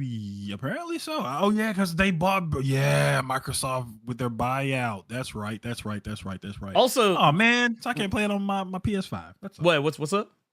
Can't play Blade on your PS5. Oh yeah, no, I had I mean, it's Bethesda, so yeah, completely that part went over my head. I mean, it'll be on Game Pass most likely because it's a Bethesda game. But I mean, like, here's the thing. Regardless, I was gonna play it on PC anyway, so it didn't really matter. Yeah. Like, I don't care if it's here's the thing. I have no brand loyalty. Whatsoever. So I did not care. It is what it is. The console wars is something I haven't taken part in since I was like in middle school. That said, we are moving on along because we got some more super chats here. It says Anansi Webb with the $9.99 says Microsoft owns Activision and Raven. They could make a new X-Men Legends 3 or, well, technically they already made an X-Men Legends 3. Or not X-Men Legends 3, they made a Marvel Ultimate Alliance 3. But yeah, X-Men Legends 3, that one, honestly, man, I think the best you're going to get is X-Men Destiny, and that's it. Or a Hulk Ultimate Destruction 2 game. Here's the problem. I forgot about that game. Why do you remember that game? Oh, but yeah, no. I remember X-Men Destiny was so bad. It was so bad. Like, okay, there's an example. X-Men Destiny is a game that is legitimately, it had no redeeming qualities to me, like, whatsoever. Like, that was a game I'd be like, okay, that's trash. Like, if you wanted to come to me and say, man, this game is trash, I'd be like, nah, this is trash. What you're talking about is some shit that you just didn't like. But I was like, this is absolute abject trash. Oh, and Left Face with the $4.99 says, happy birthday, Ernie, and Carter too, I guess. Oh, and real quick, the Elite X1 is saying, Carter, do not play it like my other gifts. So here's the deal with that. I actually have an excuse for that. One, the Orion Legacy of the Coriodan, I thought when you gifted it to me and Ernie, I thought it was just one of those like motion comics things like they do for the Vita. Chernobylite, you didn't know. Okay. I didn't know it was like a game. Chernobylite, I tried to actually play on my laptop and it crashed it. I have not tried to play it since I got my big boy PC now. I have not attempted to play it. And the Ascent, really? Ernie and I played the fuck out of the Ascent. Yeah, we played the Ascent. Well, okay, here's the thing. I already had the Ascent. So there you go. Yeah. That's what that was. We played it for a little bit on Steam, but a lot of our progress and stuff was when we were playing it on Xbox on Game Pass. Yeah. So we had to start over. You know what? We need to play that again. I want to get back to playing the Ascent. Yeah. Because I'm not gonna lie. I was thinking about it the other day. Mm-hmm. I miss shooting random people. That shit was funny as hell when you just had a little robot striking out running in fear. That shit was hilarious. The first time we noticed that's why they were running. Yeah, because the first time it happened, they were running towards us. I blasted the fuck out that dude. And I was like, so the joke ended up becoming, and it's not a joke in real life, but just the joke in the game in and of itself was, justifiable homicide in the line of duty. Every time I shot one of them, I was like, yep, justifiable. He ran at me. But I can laugh at it because otherwise I'd cry. But yeah. Exactly. Elite X1 said it best. Brand loyalty just makes you miss out on games. And that's what it is. 100%. 100%. Ooh, Zeke, said he played X-Men Destiny on Wii. Bruh, stop. stop. Ugh. Ooh, Scott Visual said, I'm surprised you didn't mention that Dream Deferred that was Marvel Nemesis Rise of the Imperfects. We don't talk about that here. Okay. Nope. Fuck me. Nope. I bought that on GameCube the day it came out and played the hell out of that game. That game was so bad. Bought the little manga size tie-in that told you about all the imperfects. Johnny Ohm was my guy. Okay. What if they ever brought that back? What if they ever brought back the Imperfects? Would you read it? I would die laughing. I would die laughing if they brought back the Imperfects. That's the only game that had the thing. It like Marvel vs. Capcom, what have you. That's the only game that had Ben Grimm in it where you could use him in fight. Damn. I ain't seen, but I think Ben Grimm and Daredevil. Yeah, Daredevil's in it. Yeah. No. I'm just saying that we haven't seen in like the Marvel versus or anything like that. They've only been in Rise of the Imperfects. Actually, if you're talking about like a fighting game, yeah. I was gonna say, if you're talking about like just a video game period, that's another story altogether. But yeah, now that I think about it, yeah, when you bring up Marvel versus Capcom, it's like, yeah, no, they haven't. Human Torch, Ben Grimm. That was the sorriest Magneto I've ever seen because they tried to make him look like Ian McKellen. I remember he just that. kept trying to use the balls as a oh my god. God, Lord, stop. Says I have to stop smoking weed with my friend. He told me that the Fantastic Four must have very difficult sex lives except for Mr. Fantastic. That's from S Thomp 10 with the $5. You know, honestly, it is interesting to me. Just because there was that little bit there where Johnny couldn't turn the flame off. Yeah, because of Doom. Yeah. Oh yeah, dude. Imagine him trying to get some. Like, well, but here's the thing though. This is the one thing I do like about the Fantastic Four. It's actually Ben Grimm. Mm-hmm. You know good and damn well Ben Grimm is not smashing nothing with that blind sister. But I love the fact, was it one day out of a year that I think he gets to be human now? Human or something like that. Oh, yeah, so that's still a thing? Yeah, I think it is. Because that was during the Hickman run. I think, or something. It was either a day or a month or something. I forget how long it was, but it wasn't a long amount of time. But like he gets to be human. Dude, could you imagine that being a thing? Like he can't, but like you got to wait. But my point was I love the fact that they still have kids though, because they adopted kids. Yeah. So they still have the family dynamic, even though you ain't getting nothing put on you big time. No. She ain't putting that seeing the Grimm from Big Grimm. Right. Look, she ain't giving him that Zatoichi action. Let's move on. Let's move on to the next story. Levester with the $50. God damn, says happy born day. Hey, we appreciate you, Pimp. Thank you for that. Really. Seriously. I'm still just sitting here. I just put way too much thought into how Ben Grimm smashes Alicia Masters when he said human. The thing backed up for a whole year. Alicia getting pregnant. Oh yeah, no, 100%. 100%. Dude, could you imagine like if he did the thing where like he just polished that motherfucker up to where it's like just some like you get those like rock roller things. I don't want to imagine that. So like full disclosure, my daughter like 2 birthdays ago, one of her aunts bought her one of those like rock things that like it smooths out rocks. You just get like a bunch of rocks you find outside and throw them in there, and it just like you just roll them for like weeks on end, and like they come out like as like super smooth. I wonder if he did something like that. Like he just put the shit in the rock roller for like for a week and just sat like I'm sitting here imagining Ben Grimm with his business, with his wedding tackle in the rock roller and just like sitting there just like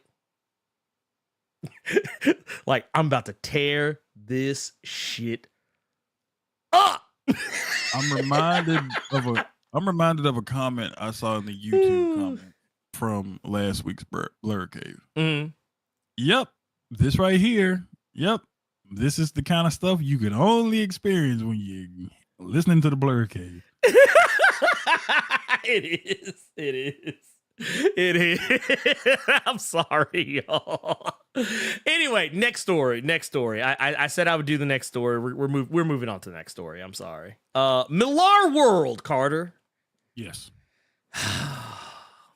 Mm-mm-mm. So Image Comics can't have nice things, huh? well, see, so let's preface this by saying I sent Ernie this story as a topic to talk about, not knowing that this was only the tiniest thing as to why people were talking about Mark Millar this week.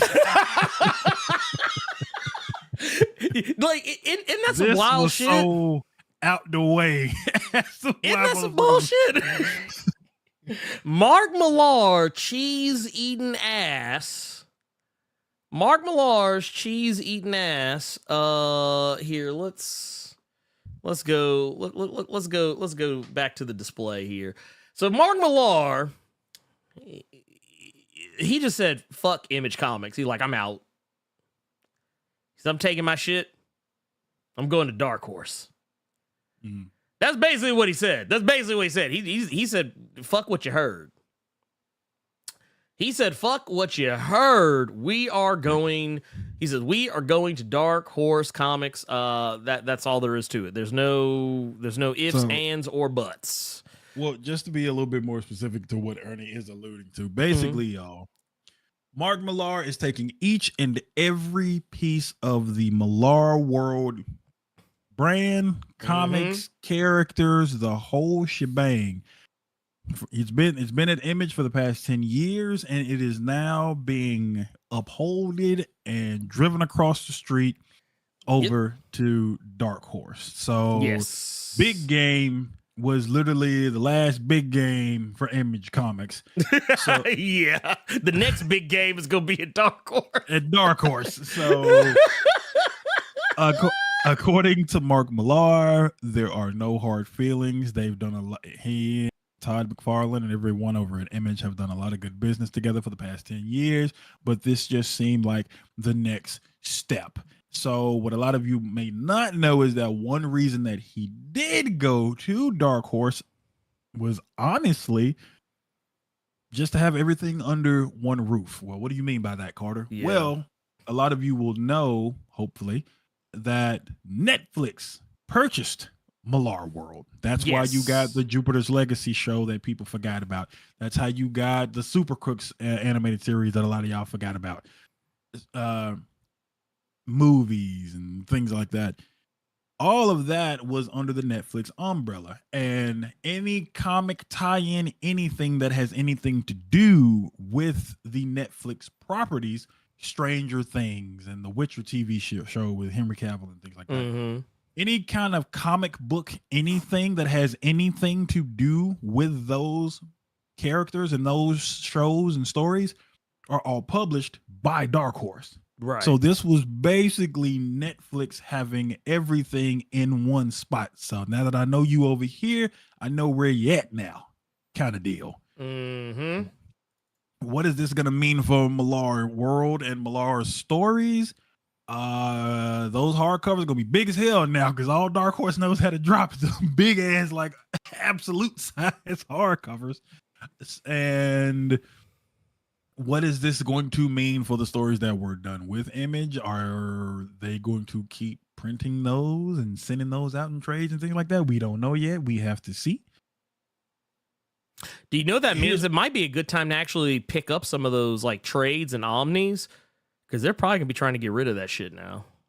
And you know what? I was on InStock earlier today looking at Prodigy to kind of snatch some of them trades real quick. Now this is good then. You know what that means? I'll be able to get a whole omnibus of Prodigy. Like in one book. Because that's all Darkhorse is gonna do. Darkhorse will put a book out and they go put out the whole thing.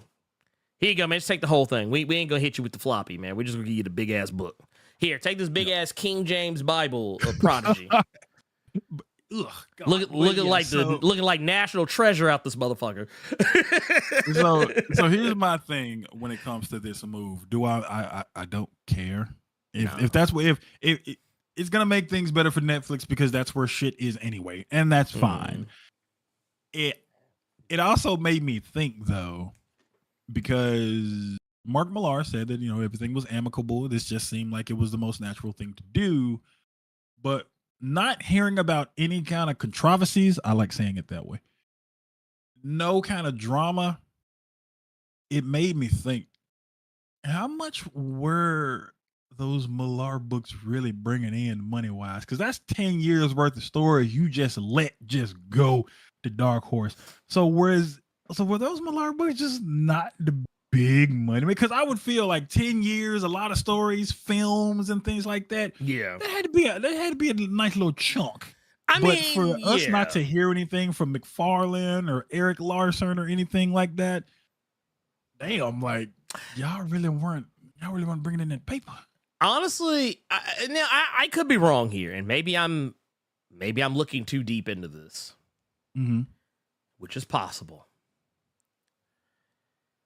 I personally feel that with everything that's been going on with Mark Millar as of late, and not even talking about this, talk about the stuff you alluded to earlier, they may be happy to see him go. Yeah. For those that don't know what I'm talking about, it's not something I really want to spend any stretch of time talking about. I'm just going to say it real quick and then move the fuck on. I think for a while there, some of y'all noticed that I was angling towards covering a lot of the Millarworld stuff. And then suddenly, I didn't. And it's largely because my opinion of Mark Millar has changed dramatically over the years. Like it was kind of funny.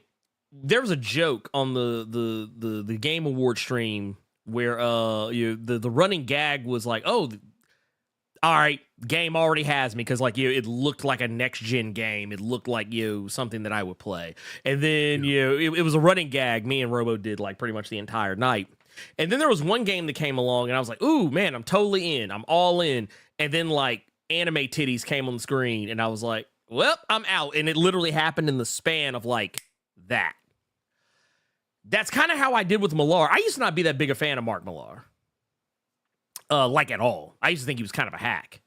But he got better over the years. And I was like, dude, I'm actually starting to like his shit, like Nightclub. Carter's heard me talk about Prodigy. The Magic Order, the Ambassadors. Like, dude, this stuff is great. And then he started making the Comicsgate rounds. And it's kind of funny because I've also been hearing him say all this stuff that like seems antithetical to what he's been doing as of late. Like I've been seeing him go on like, Comicsgate podcasts and streams where he's like talking about how woke shit is and how like, forced diversity and all this other stuff. And it's like, well, what the fuck have you been doing? Because like pretty much all your comics have that shit. And I know no one's making you do it. You own it. It's your shit. One of the super chats earlier alluded to that guy who owns a comic shop and went on his little rant or whatever the fuck. Mark Millar actually took the time and interviewed that dude because he thinks that dude's a victim. Yeah, he did, which I thought was insane. Just FYI, if you all don't know that big dude that just went on his whole tirade, Mark Millar interviewed him because it was an injustice that was done to that man. Oh yeah, according to Mark Millar. Yes, and Herbert Scott says that Millard went full MAGA. Yeah, I mean, it's crazy to me because I'm like, why? He did also praise I actually, Y2 Noob said too, I think he did. I want to say I do remember him actually giving praise to that fucking trash ass book, Isom, which is just like, okay, all right. And no shade. I'm not gonna throw any shade at anybody, but like, oh, we well past that. You didn't. That's a whole umbrella you can put over that motherfucker. Past that, dog. I was actually talking about something else that you and I had talked about privately. Carter knows what I'm talking about. One of Blerd Co's own is now working with Young Rippa at the Rippaverse. He didn't answer my. He didn't answer your call. But I love him to death. I love him to death. I don't have any personal beef with him, so I'm not going to air him out like that. But like I saw he put out a tweet and he got aired out in that tweet. So that's all I'm going to say on that. Oh yeah, and it's because what was it? Yeah, like I thought it was funny because all these people who are joining the Rippaverse keep saying that they're not Comicsgate, but it's full of nothing but people who pretty much are a part of that adjacent. Like they may not be Comicsgate in name, but they are a part of that adjacent community. Because what was it? Young Ripper talked about how he brought the Soska sisters on to be a part of the Rippaverse, and I was like, those are some whole ass Nazi bitches. But yeah, what do I know? Oh yeah, and Y2 movie. He's not wrong. They're not wrong. There's a here. I want to pull this up because I want to put some respect on this. Okay. They said, let's be honest, a lot of people pandering to the Comicsgate crowd realize how much money you make by telling mainly right-wing people what they want to hear. And that is true. I will give you that. I will totally give you that. The thing that I find hilarious about it, though, is that they talk about, it's very disingenuous. What they do, because they talk about how, oh, their comics are going to change the game. All their comics do is just uphold the same standards from like the 60s and the 70s. That's all their comics do. They don't change anything. And honestly, they're objectively worse. But yeah, that's another story. Real quick. Ed Boy in the Cut with 10 says, it's been a minute, y'all boys. Just showing love. Did y'all see how Millar was pandering to the Comicsgate crowd with that whole LCS owner situation? Yes, that's what I just got to talking about. But you just got here. But what I'm laughing at is Ed Boy in the Cut saying, Ernie saying, no shade as he makes an eclipse. Right? I mean, I like it. I like it. I like that. All this shit that Ernie is talking about, a lot of it is stemming from stuff that Millar did this week, where again, the tiniest bit of news was that Millarworld was going to fucking Darkhorse. So here's did you see this shit? I think somebody we got Xylism here in the chat. Just said, think someone told me Mark Millar is what happens when Garth Ennis lets his intrusive thoughts win. Yeah. Jesus. Yes, that is. I'm not gonna lie. I feel like that should be like any of his comics. You could get like the quotes, like the quotes for the back of the book. Yeah, that should be one for Mark Millar. But again, all of this whole tirade, this whole thing that Ernie just went on, a lot of it is stemming from Mark Millar kind of shooting the shit or going somewhere to hang or interview Ethan Van Sciver, interviewing that local comic shop owner. And again, the tiniest bit of just FYI, even though Mark Millar had all that going on, is all the Millarworld stuff is going to Darkhorse. Can I say I'm positive in that? Sure. We can finally, hopefully, because I ain't never ever seen a trade from those people. We could actually get some like I'm going back to what you said. We might get some hardcover good Millar stories. We might. I'm sitting here thinking about the books that I've either wanted or had, like Chrononauts and things like that. Yeah. That motherfucker has never dropped one hardcover for any of his books. Nope. Magic Order. Magic Order has 4 trades, no omnibus. Not even an omnibus. Just give a brother a hardcover. I have 5 hardcovers of Immortal Hulk. How many issues is that? I think if I'm trying to remember correctly, I want to say off the top of my head, I want to say Millarworld's Magic Order. I think each okay, no, I lied. It's 6. So it's been 24 some odd issues of Magic Order, no omnibus yet. Shit, look how many you look at Kick-Ass. We got the Dave Lazowski books, and then when it swapped over to the sister, and then the Hit Girl stuff, Kingsman, Jupiter's Legacy. Like, that motherfucker has not come out with one hardcover for those stories. Nope, I bet he will now. I mean, yeah. But here's what I'll say. You will never see me on here come and clown his his writing, because sometimes his writing could be good. Sometimes. Oh yeah. Sometimes But he can be cringe. He can be, even today, he can still be cringe. You said that, and I'm happy you said that. He can be cringe. Well, not cringe, but okay. Let's say this. I came on here and I recommended you all read Big Game on 3 separate occasions, or I recommended Big Game on 3 separate occasions. And 2 of those occasions, I recommended them because of Pepe Larraz's art. So sometimes his writing just ain't hitting like that, or you could see where it's coming from a mile away and stuff like that. But man, like, even though like his writing, like, goddamn, he can get some good artists on his book. Lord Jesus. I was gonna say, can someone send me? I don't know. I didn't see the interview, but if someone can send it to me, Elite X1, if you could shoot that to me, if you got a link, the Young Ripper Ben Shapiro deal. No, that was a thing. Yeah, that was the thing. That was the whole thing. Well, I mean, here's the thing. Young Ripper, his Isom shit was astroturfed by the Blaze, so like it's actually not the crowdfunding success, not technically that people think it is.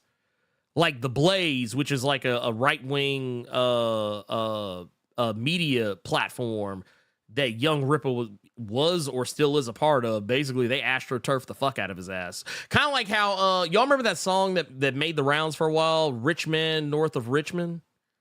The guy was like, if you're 5'3" and 300 pounds, I shouldn't have to pay for your fudge rounds. That guy.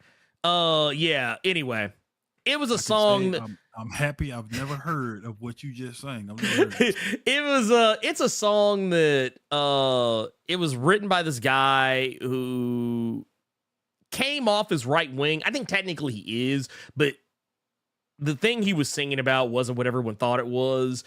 That's not really the important part, but basically his song was astroturfed. Like, it wasn't a song that just organically became #1 on all the streaming charts. The song became popular because people put money behind it and forced it out there into the world so more people would see it. So for those that don't know what I mean when I say astroturfed, that's what I mean when I say astroturfed. Young Ripple, like, his whole thing, he was like, oh man, like, everybody just organically gave me money. No, a lot of the money you got came from the Blaze. So yeah. Anyway. But I did think this was funny. LJ Brown says, sorry I'm late. I'm still traumatized by Blur Without Fear. Fist of the North Star live action Discord reveal. It tripped me out how many people did not know that was a thing. I knew that was a thing. Exactly, right? I was shocked because I knew about it since I was a kid. I actually knew. Me too. I knew about that movie before I actually knew about actual Fist of the North Star. Yep. So, yep. But yeah, yeah. Oh, but yeah, here, and this is the last thing I'm gonna say about it, and then we're gonna move on. But YTube knew because this is something that I think is a very valid argument. It says that astroturfing is another thing these people do, but swear Marvel and DC inflate numbers. And here's the thing. It's always just like, so basically here's rules for thee, but not for me. That's what it always is. It's always oh, I hate when so-and-so does it, but don't talk about when I do it. Like, they'll sit here and say, oh, Marvel and DC are pandering. Well, what do you think Comicsgate is doing? They're pandering to right-wingers. But it's not pandering for them because for them, they are giving the people what they want. But that's what pandering kind of is. You're giving a group of people what they want or what you think they want.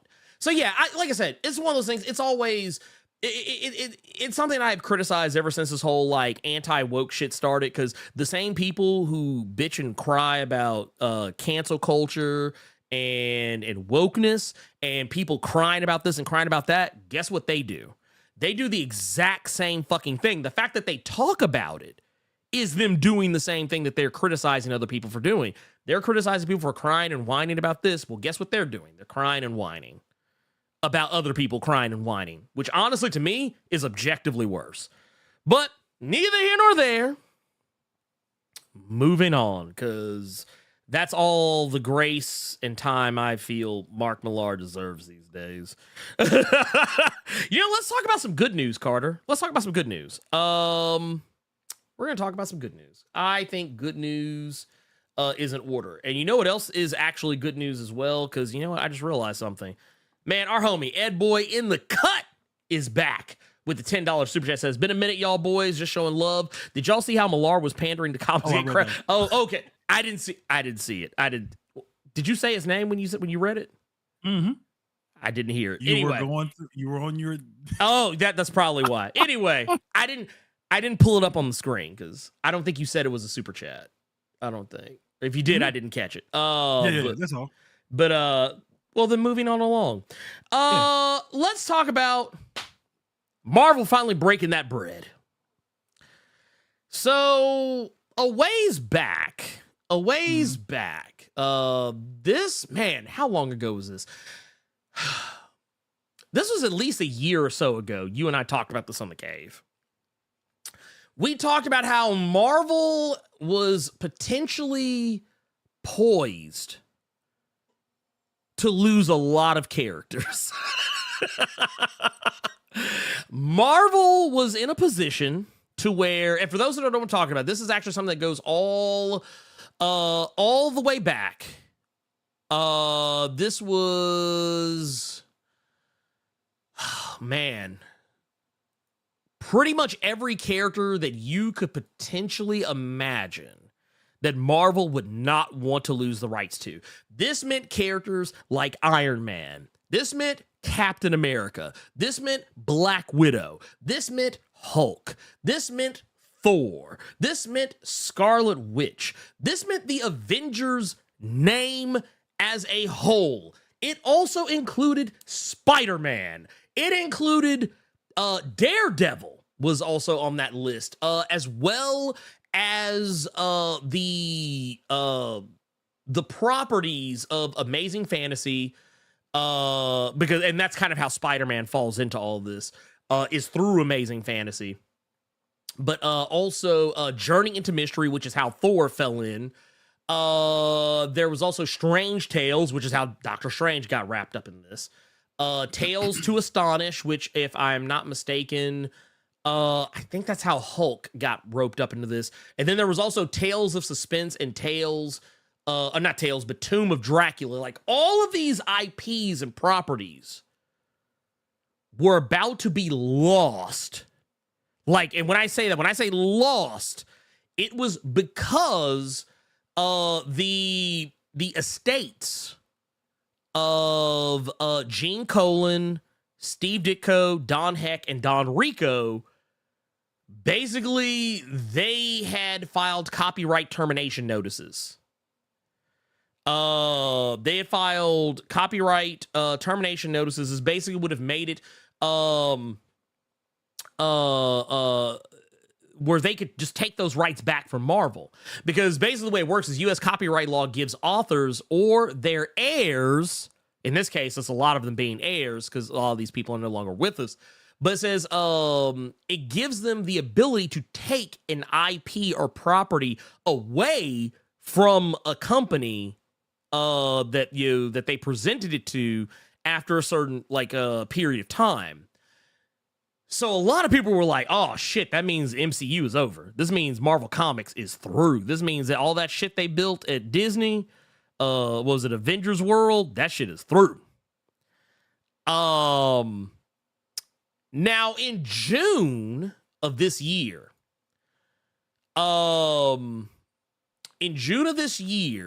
the other estates, all of the estates with the exception of the Steve Ditko estate, had settled. That means Disney most likely broke some bread. And we don't know the specifics of it. We don't know the specifics of what was given, what was asked for, whatever. But it is something to celebrate, I would say, because when you think about it, a lot of these people,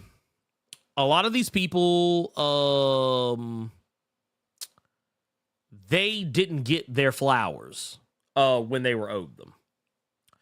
Matter of fact, I can promise you that a lot of these people did not get the love and attention that they very likely deserved in the form of monetary compensation. You could look no further than, and this is not Marvel per se, this is DC I'm talking about right here with this little tidbit, but some of you may or may not know about the Bill Finger documentary that basically chronicled how Bob Kane fucked over Bill Finger, the guy who helped him create Batman and all of its like iconic rogues and other like supporting characters.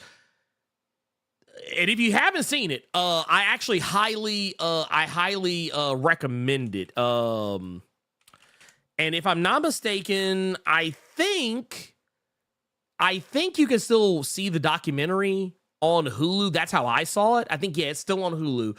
But yeah, it's a documentary called Batman and Bill. That's the name of the documentary. And like I said, if you are a person who is I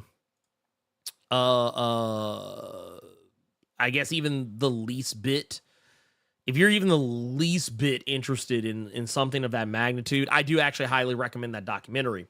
It'll teach you a lot about how the industry works.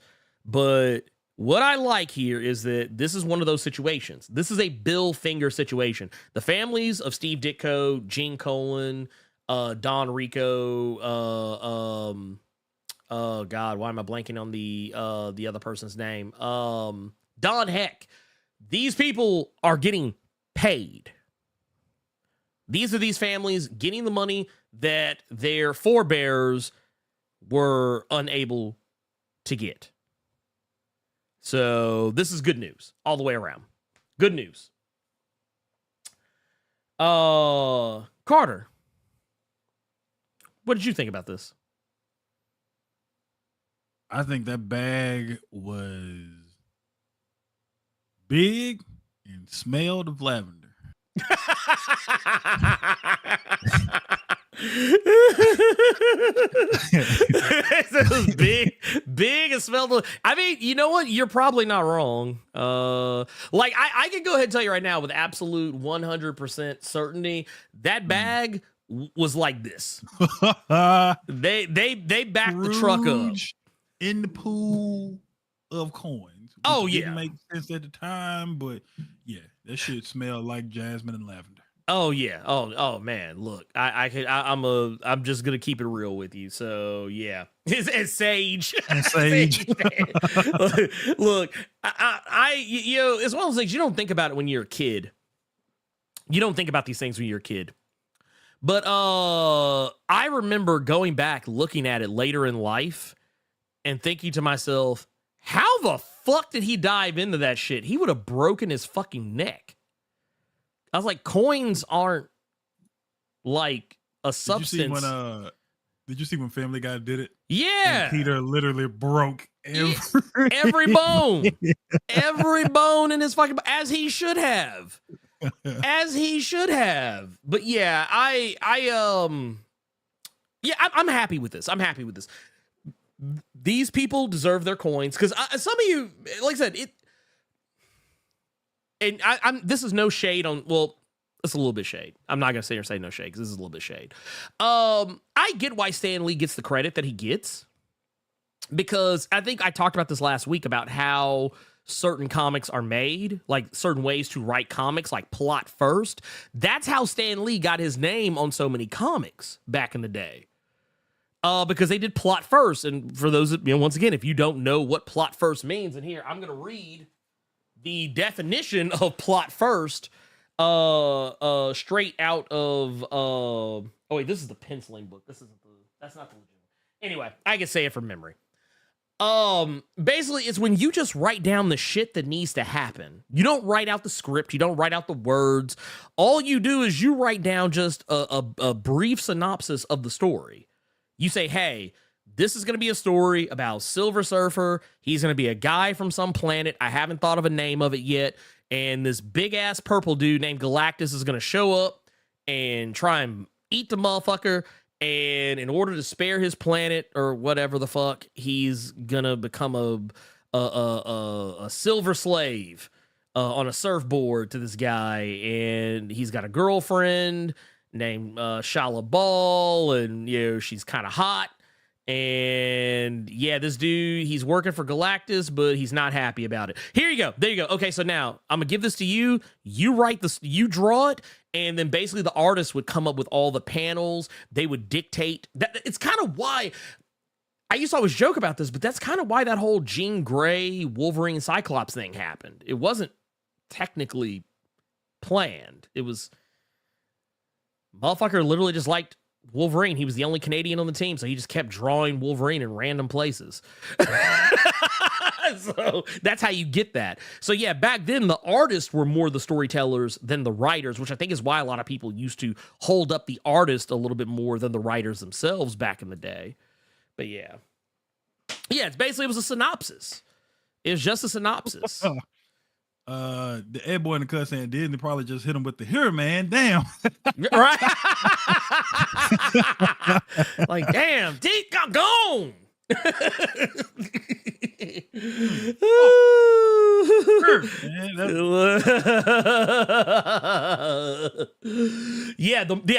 Exactly. It was called the Marvel method. That was the thing. You didn't have to write a story because basically Stan Lee was like Quotey Fingers writing 30, 40 comics a month. Damn near. We got a 1999 here from Gearless Mo saying, so basically what Marvel does now with their woke movies. yeah, I guess. It's woke. Yeah, I still, did you ever see that guy, Heels versus Babyfaces? The guy that was mad about Starfield? No, is he like a, you said Heels versus Baby? Is he some? That's the name of his YouTube channel, Heels versus Babyfaces. He's some kind of wrestling YouTuber? I guess. I've never seen him talk about wrestling. Okay, when you said Heels versus Baby, that's the first thing. Yeah, basically he went on some tirade about Starfield, because you know how like in Starfield there's a menu that pops up for like 2 seconds, like it's a menu that you can literally get rid of and like that, and it asks you what gender you want your character to be, and you can say either male, female, or like, you know, non-binary or something. And he got angry about it. He went on a tirade, an actual full-on tirade about that one menu. Something that literally, like when I played the game on Game Pass, when the menu came up, I looked at it and was like, male, and kept moving. Stellar Avenger saying, oh my God, not this motherfucker. See, this is what, this is how I know I am just so oblivious to certain shit, because there are so many of these different content creators. Like Pokemon and other motherfuckers. I have never fucking heard of these people. Yeah. So the fact that that's the reaction I got from Stellar Avenger, like, because I don't know who the fuck this dude is. Yeah. I don't know. He'll sound like some Lady of the Night shit. But no, so he was a dude, like, I don't know if someone I took a clip of him and used it in one of my videos recently. Just as a joke, but like his whole thing was fucking pronouns, like he was shouting this into the camera, like going off. He was like, you just fucking current dayers. I just wanted to play this fucking bloody game. I wanted you go on an experience, go on a journey, and you're gonna break the fucking immersion by fucking current daying us. That's basically what he's. Is he doing it to be funny? No, like he was serious. He was serious. Oh. He was very serious. Oh. Yeah. Yeah, that was the thing. See, this is why I always be telling you, like, you be thinking I'd be making this shit up sometimes, but like, no, these motherfuckers are real. But yeah, anyway. But also, Gearless Mo, thank you for that. 1999 super chat.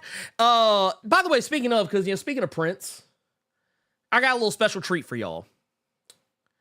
Yeah, I got a special treat for y'all. I think y'all will enjoy this. Let me pull it up.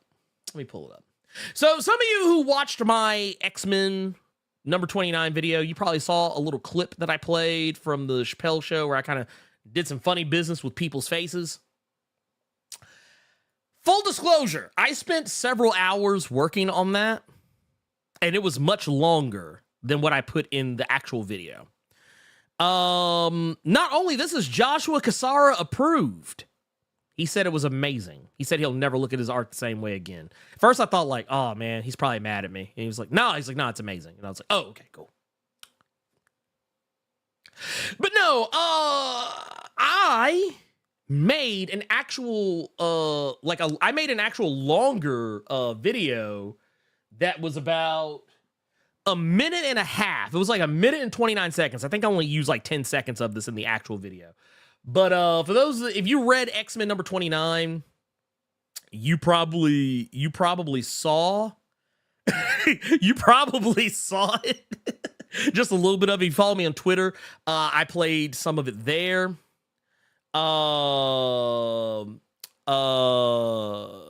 Here, Carter, I'm going to make it so you can see it. Here, we're going to share screen.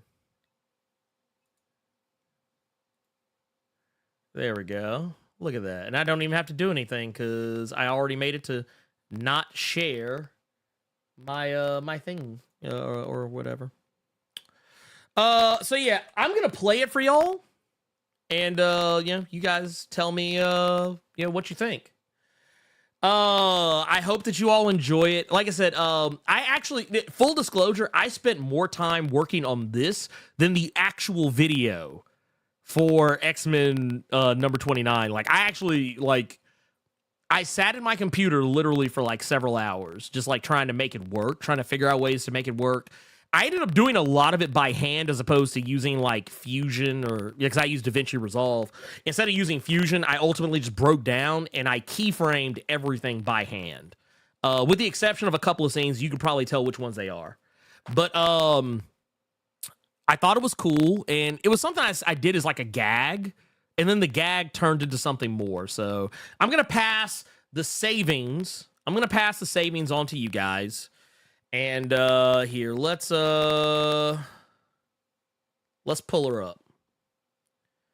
Booyah. Didn't even have to do anything. Look at that.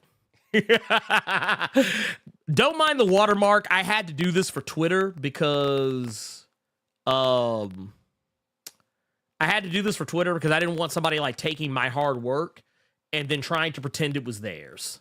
That is ultimately why that happened. So here, let's do this. Let's pull that up and get rid of that here so we can, because we're not talking about that anymore. Carter, are you ready? Are you ready for the greatness?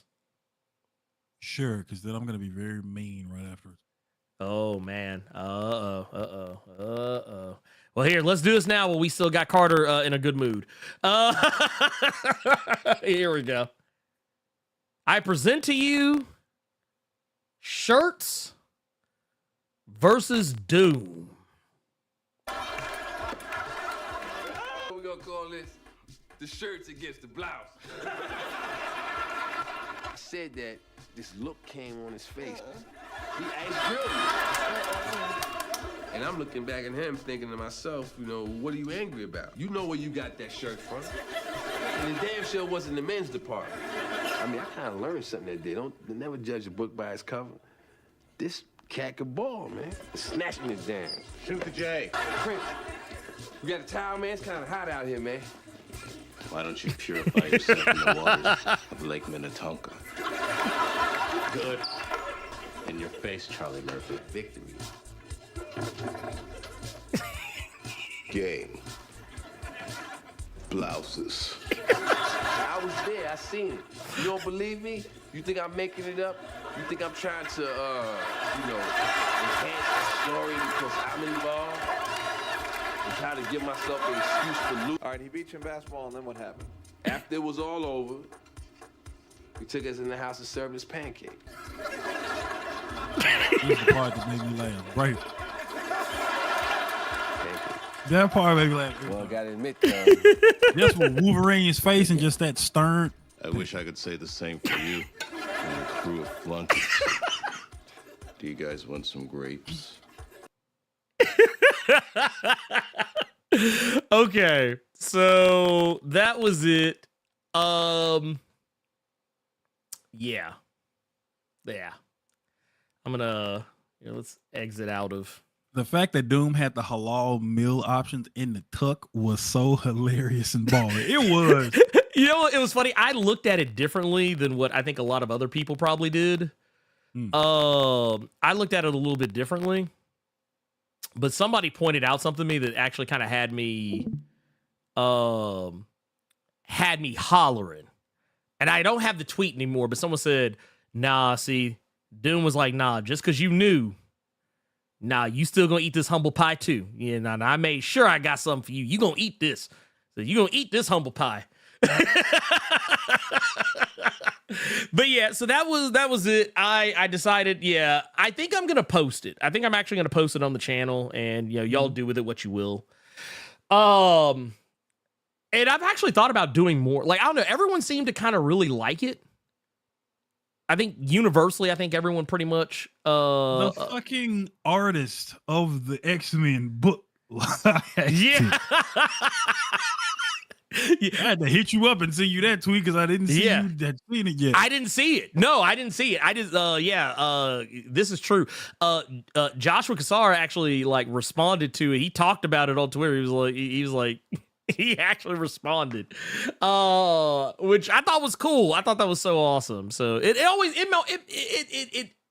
validates you. It makes you feel like, man, what I did. Because I'm not gonna lie, I thought I spent way too much time on it, and I was like, man, I feel like I wasted so much time. Like, I actually didn't do any other videos this week, at least not in the time I wanted to do them. And I didn't work on my comic any at all this week either.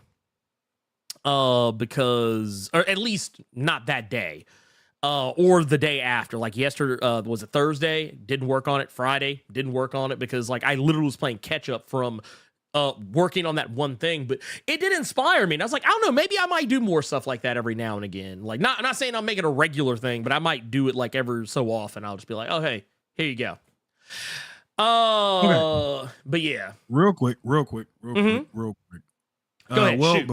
before you do that, we got $20 here from Wilbert Robinson. I want to get the business out of the way before I just start hurting motherfuckers' feelings. We got 20 bomb from Wilbert Robinson saying, happy birthday, fellow Sagittarius. It's a celebration. Enjoy yourselves. Thank you so much for that. And we also got Gearless Mo in the Blerd Club Diamond Mine for 35 months saying, man, I miss Charlie Murphy. While working at Comedy Central, he would just tell stories in the lobby and the main reception areas almost every week. Good times. Sad that era of MTV networks is over. You are absolutely right. I don't mean to rush this, but let's knock this out. There was somebody in the chat by the name of Comic Toby. They asked you if you had seen the Comic Book Palace video, the fat dude that went on the rant and whatever the fuck. Oh, yeah. While I'm in the chat, because you all know a lot of times I'm in the chat and I'm shooting the shit with you all. That's the whole thing. Yeah. He then says that Carter looks like the dude from Comic Book Palace, just venomized. To which, okay. Excuse me? I need you to look at what I just sent you. This is the individual that had the nerve to say something just egregious and fucking so. Dude, I don't like to shame people, but this 12 tubs of Baskin Robbins looking motherfucker right here. Post it. Yeah, okay, yeah, here. Let's not post it. I got to remember where we at right now. Show it. Oh yeah. No, I'm pulling it up. If you're gonna talk about me, and you're gonna try to disrespect me, do not give me bullets to shoot you with. Oh no! Don't give me the fucking bullets. So that's one. That's off rip. You are clearly a failed YouTuber, Comic Toby.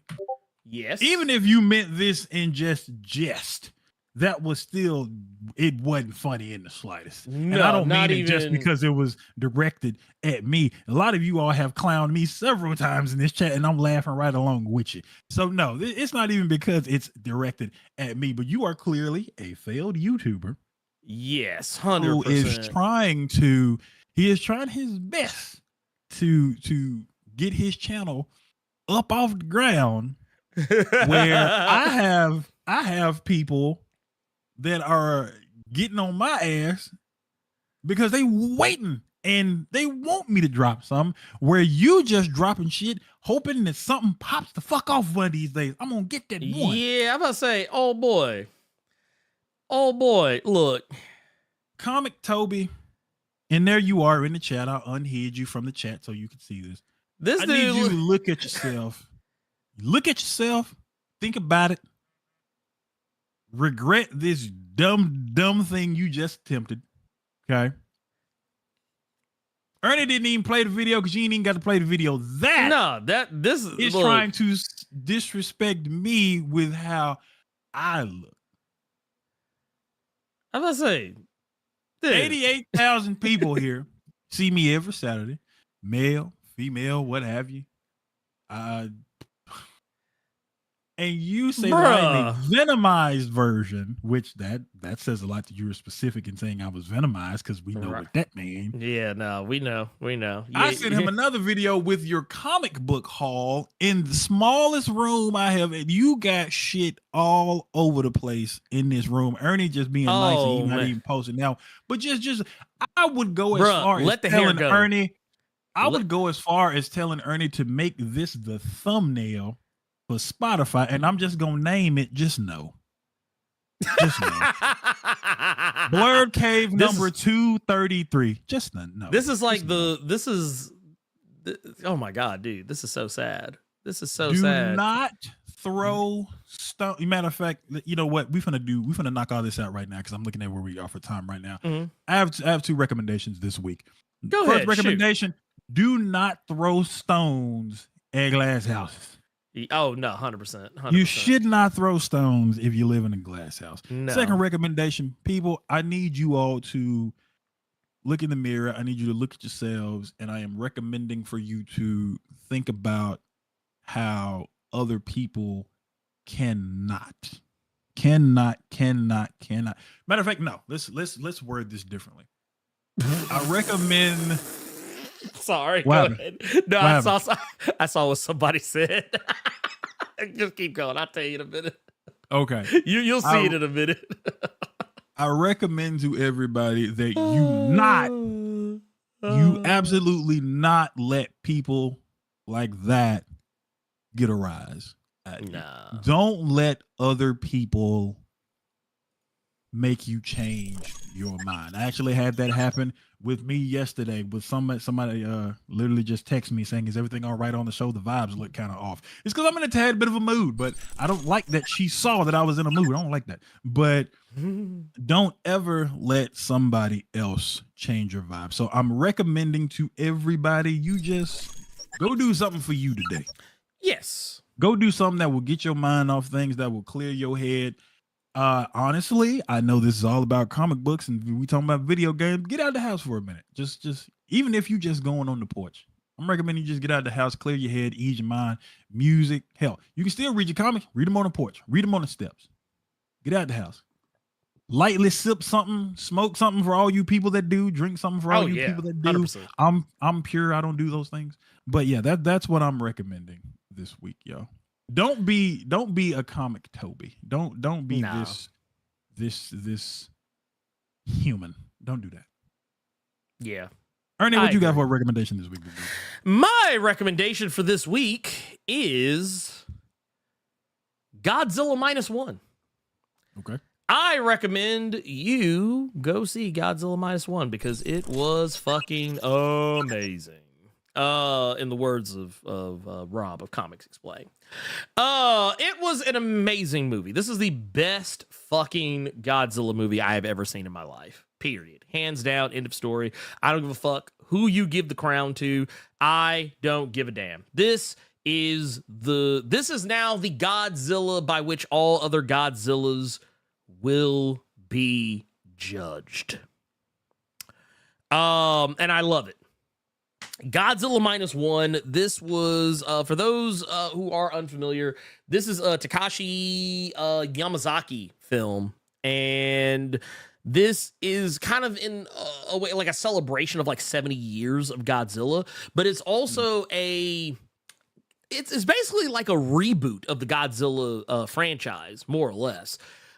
This isn't like if you grew up as a kid with Godzilla and you're one of those people who was used to like, oh, Godzilla versus, Mechagodzilla, Godzilla versus Gigan, Godzilla versus, Mothra, so on and so forth. This is not one of those movies. This is going back to old school, I believe this was a 1954 Godzilla, where Godzilla is the bad guy. Godzilla is coming to Tokyo to destroy it. That is specifically, he mostly hangs around in the Ginza area of but it's interesting to me because this movie did something that other modern Godzilla movies that we have had here in the States have attempted to do, but was completely incapable of doing. This movie managed to make Godzilla the bad guy and make him terrifying. Like, I know some people like to bring up Shin Godzilla. I know a lot of people like to bring up Shin Godzilla. That is the Godzilla movie a lot of people tend to go to when they when people say stuff like this. Them people on that boat right there, by the way, that boat is not as big. That is a small ass boat. That's a rickety little wooden boat. And the disclosure here is that it's a boat used for sweeping mines up in the ocean because the mines that the United States used on Japan, in and around Japan, were magnetized, so they would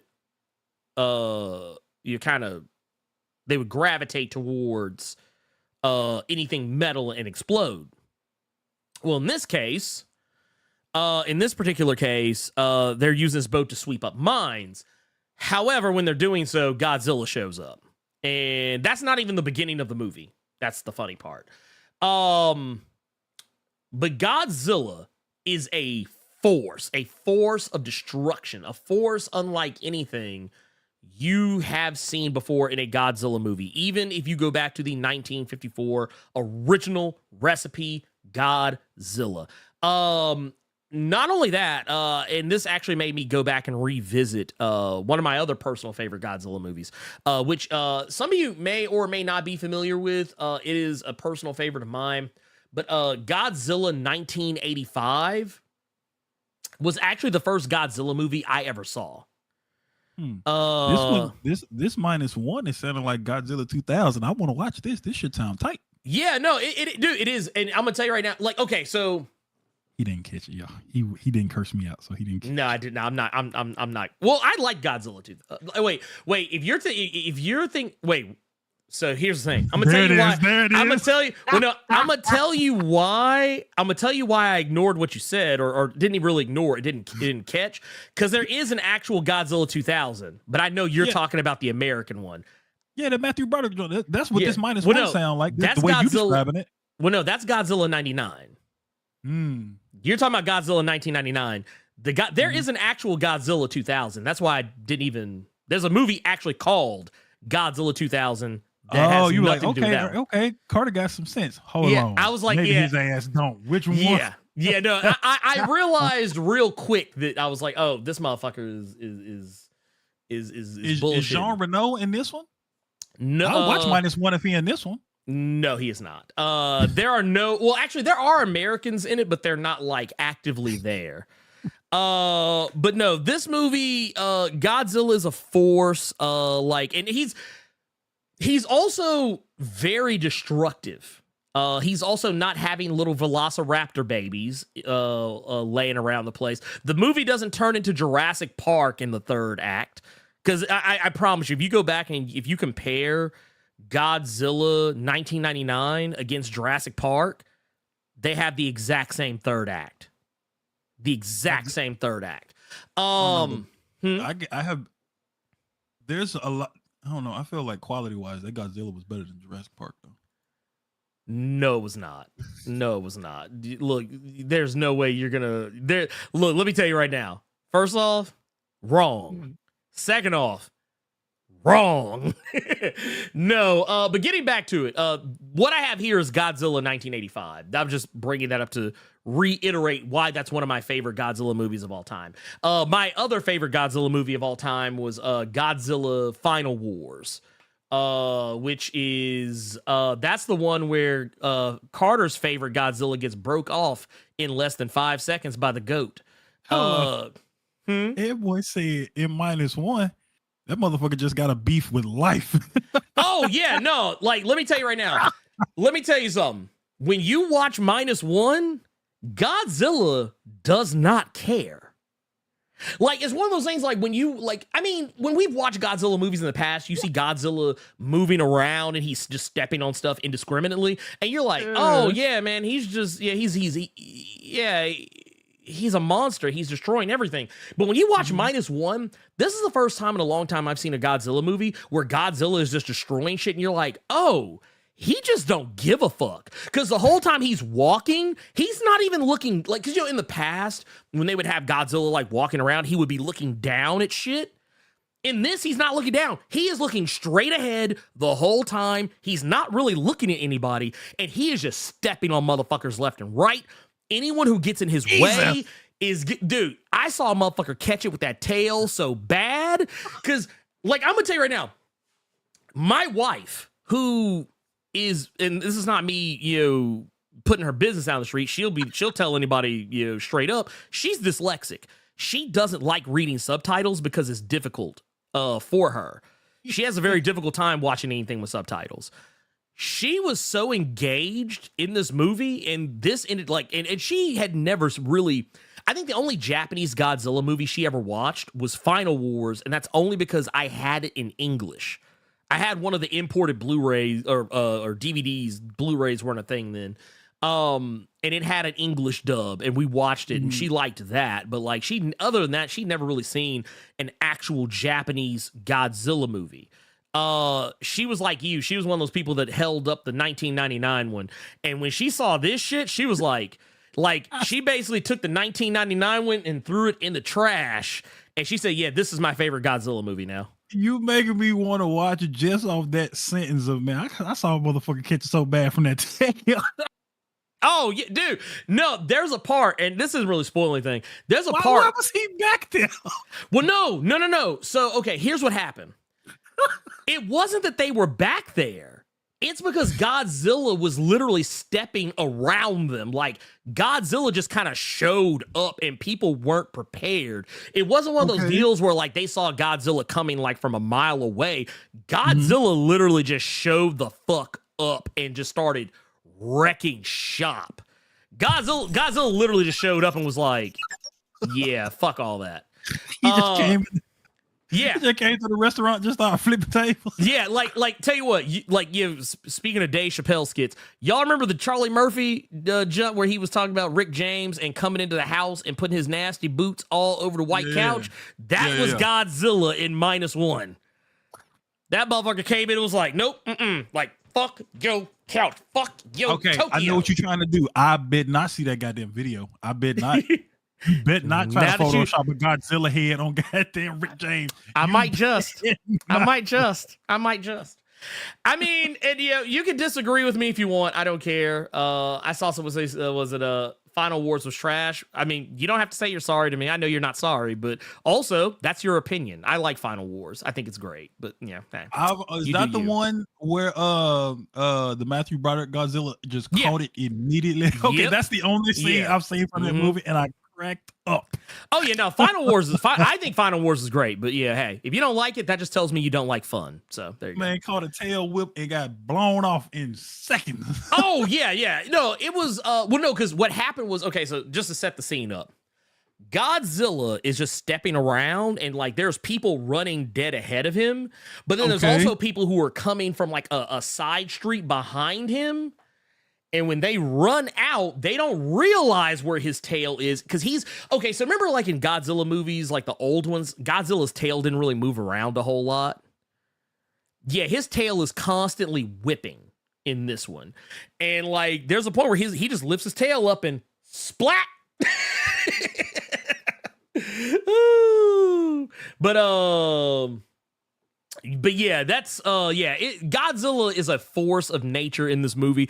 And I'm gonna go ahead and tell you right now, not only is he a force of nature, but the human story, and this is kind of where I think American Godzilla movies don't get it. Ain't never got it. Ain't never got it. The human story is always trash. I never care about the human characters ever. I'm like, dude, get the fuck off the camera. I'm trying to see Godzilla.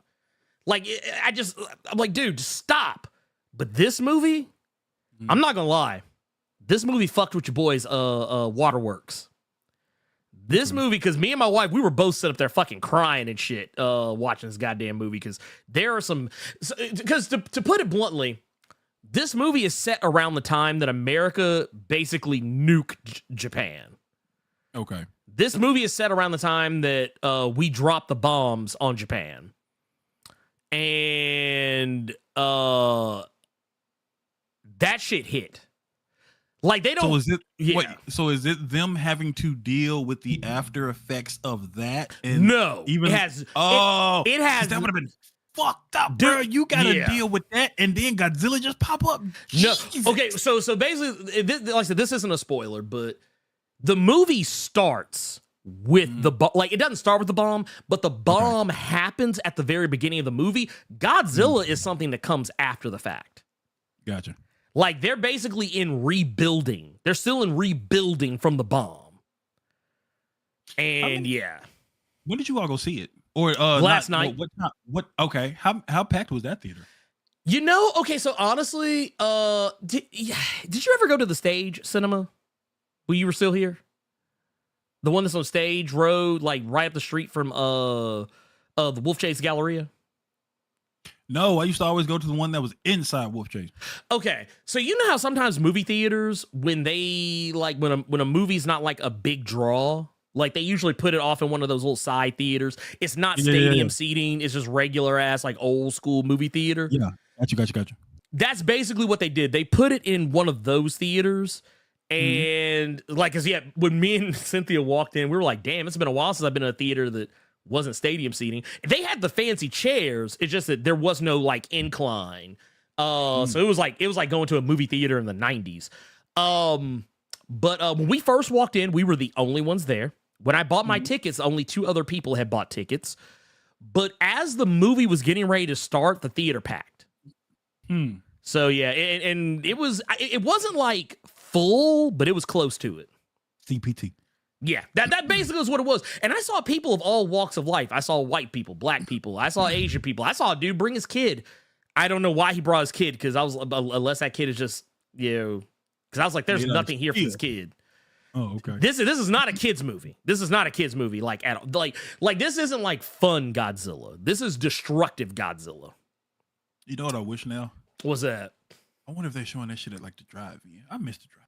They might. Well, I tell you what, the movie is in theaters until December 14th. Oh no, it's in a theater over here by me, but we have it like the way that your I see what you wife mean. wanted. We got the reclining chair, Mhm. basically fucking lazy boys. Yeah. They got like, you know how you seen those movies where like your granddad who'll be in the lazy boy and got the little table right there where his bird's sitting on. Movie theater has that for your food. Okay, see, that's the thing. So the theater had the lazy boys. It didn't have the tables. Gotcha. I will say, though, there was one dude sitting next to us. That motherfucker was out cold. That motherfucker had a blanket on. His shoes were off. His feet was up. And he was still asleep when the movie was over. Like, everybody was getting up. Oh, he was black. You know he was black. Degenerate. Yeah. I saw a lot of motherfuckers bring blankets and shit. I was like, what the fuck is going on here? But no,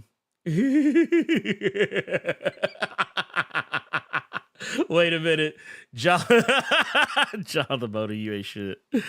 Hold on. Wait a minute. John the Boda said, I like Carter's version of the movie and release it on December 7th, 2024. If you know, you know. Wait a minute. So I think I know what he's talking about. He's talking about I think he might have been talking about what you were referring to. Where when you were just talking about when you were talking about how what if like that, like how you like talking about the bomb, how like you were framing the bomb, like how you thought the bomb. I think that's what he's talking about. That shit would have been wild. Be nuts, dude. Like, oh, and it does really set up for a sequel. It does set up for a sequel. So yeah, there you go. He really would be a goddamn villain. You got families that just lost loved ones after the bomb dropped. Yeah, no, that's what happens. Yeah, like I think it's like it's not immediately after the bomb, but it's like a year or so after the bomb. Like about roughly a year after they drop the bomb, he shows up. Like to put it in perspective, all the houses are still fucked up. Like none of the houses are still fully repaired. Like they're still rebuilding. And they even use like the real life like conflict and war to explain why no other country could come help them. But yeah, it was good. And I will also say, this movie costs. The other thing I just kind of want to say about this movie real quick. Yeah. Do you know how much this movie cost, Carter? Okay, so apparently it wasn't what people are going around with, because there was a rumor I saw on Twitter this morning that said he wishes it was that price. Yeah. Well, how much you think it was? The one that I read said that a lot of people kept saying that it was $15 million. Mm-hmm. And the gentleman came out and said, I wish. Well, I also think like almost lower than that. Yeah. Well, so the movie has made $15 million, but I think the budget, I think when they say $15 million, they're including marketing and overseas marketing as well as advertising and putting the film in different markets. I think the overall budget of the film is actually lower. But this is why I say this, because this movie made its budget back, even the $15 million, just off of America alone. Wow. And so, yeah. No disrespect, but we normally don't go out to stuff like that. No, we don't. But, and this has put, and for me, this has officially put to bed the whole thing, like, oh, people are tired. And I know it's not a superhero movie, but this is like this is technically it's a science fiction film. It's technically like a summer blockbuster style movie. The trick is people will go to the movies if you give them something to see. If people feel, and also this is limited release, it's not, other movies don't stay in theaters very long either, but this is a movie that was only in theaters for like a couple of weeks. So, yeah. I think by the time it goes out of theaters, it will only have been in theaters a couple of weeks. So, yeah, that's that. That's that on that. Let's see. Also, we got one here from Ed Boy in the Cut, $5. Says, hold on, let me get this out of the way. Says, there are several times in -1 where I was just like, bruh, that wasn't even necessary. Yeah, no, let me tell you something. -1, Godzilla is a scumbag. -1 scum. Like I know I said that he was like the Charlie, like the Charlie Murphy skit with Rick James. Dude, imagine if that Rick James was like a giant ass fucking monster. Like, dude, there were so many people who caught it in that movie. Ugh, god damn. Dude, folks was catching it left and right. LJ Mack with the 20 says, it's been a while, but your boy's still here. Happy birthday, fellas, and thanks for making my Saturdays awesome. Hey, we appreciate you, and thank you for making it back. Hey, we missed you, but hey, look, life happens. Life fucking happens. So I ain't even mad at you. Man, we got one here from the Red Rory with the 50. It says, boy, it was so great to see Doom school them so hard, then feed them dinner. So this is the Doom we all love, and I'm here for it. Keep it up, brothers, and get them likes up. Enough said. Yeah, appreciate you. Thank you for that. Let's see here. We have also got, man, LJ Brown here with the £5 says, Carter about to replicate the Prince running over Michael Jackson. Yeah, shit. This is why I was laughing at earlier when he was talking about old boys. BS Filter said, talk about that other dude. That dude's supervillain name is Trans Fats. Ooh, damn. But that's my whole point. Like Look, it's glass sometimes houses. just watch him out. Yeah, exactly. Just glass houses, dog. Yeah. Oh, and they did play the OG score. They played they played a lot of the OG music from Godzilla. Like the main Godzilla theme, and they made that shit sound fucking terrifying. Like, I'm not gonna lie. I love Godzilla, but there were some moments I was like, God damn, Godzilla, why you like this? I was like, God damn, man. I was like, man, turn him loose. That dude, he bit a hold of somebody. I was like, turn him loose. Oh. But let's see here. Let's get into our questions from Discord, because I spent more time talking about that than I initially intended. That's usually what happens. And of course, you got a Godzilla question from sweet. Qdoma saying, good afternoon to you, Blerd and Carter. The question of the day is, what version of Godzilla is being used in DC Comics? Talking about Justice League versus Godzilla versus Kong. I think it's the one from like the current movies, not -1, but I'm talking about like the American ones. The American joints. Okay. I think so. Apparently, from what I saw on Reddit, because Reddit and Twitter said Superman got cleaned up. Oh, I bet he did. Godzilla ain't no joke. We got one here from JWR 2.0 saying, good afternoon, Blerd Nation. Hope y'all are doing well and staying toasty in this weather. My question is twofold. You only getting one of them. What's your reaction to the announcement of a Blade video game? We already gave that, so we can answer the other one.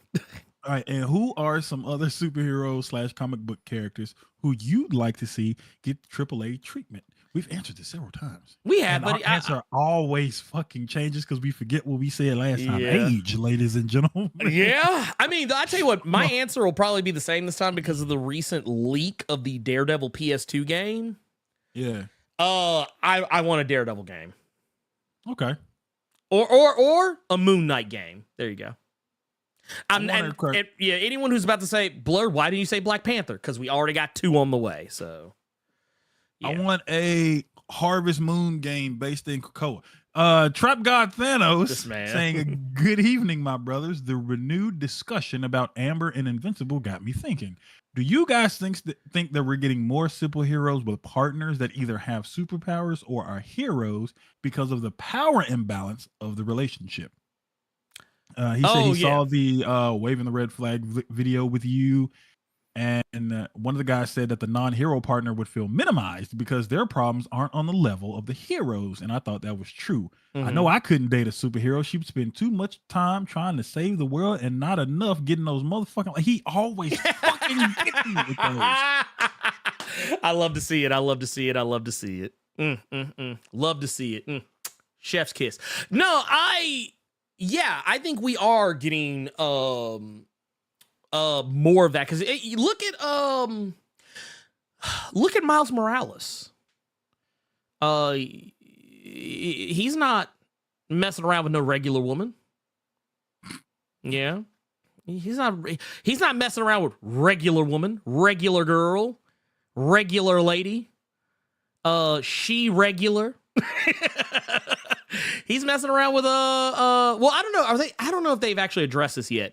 I know this was kind of a thing in the Miles Morales Spider-Man run prior. It kind of seemed like him and Tiana were a thing. Like they were trying to be a thing. And I don't know if they kept that up. But what? You said Tiana, and I thought about Tiana Parrish, and I got mad for like a split second that Miles was with her. No. I'm talking about Tiana Toombs. I think was hate in my heart for a split second. Yeah, no. I'm talking about Starling. So there's that. And yeah, you do see more superheroes now starting like or having more understanding partners or trying to have partners where like the whole their relationship doesn't revolve around who's a super and who's not. But yeah, I do feel like that is kind of why a lot of those things happen. And I think a lot of times too, it's also our fault because we as people, and once again, this all comes down to media literacy.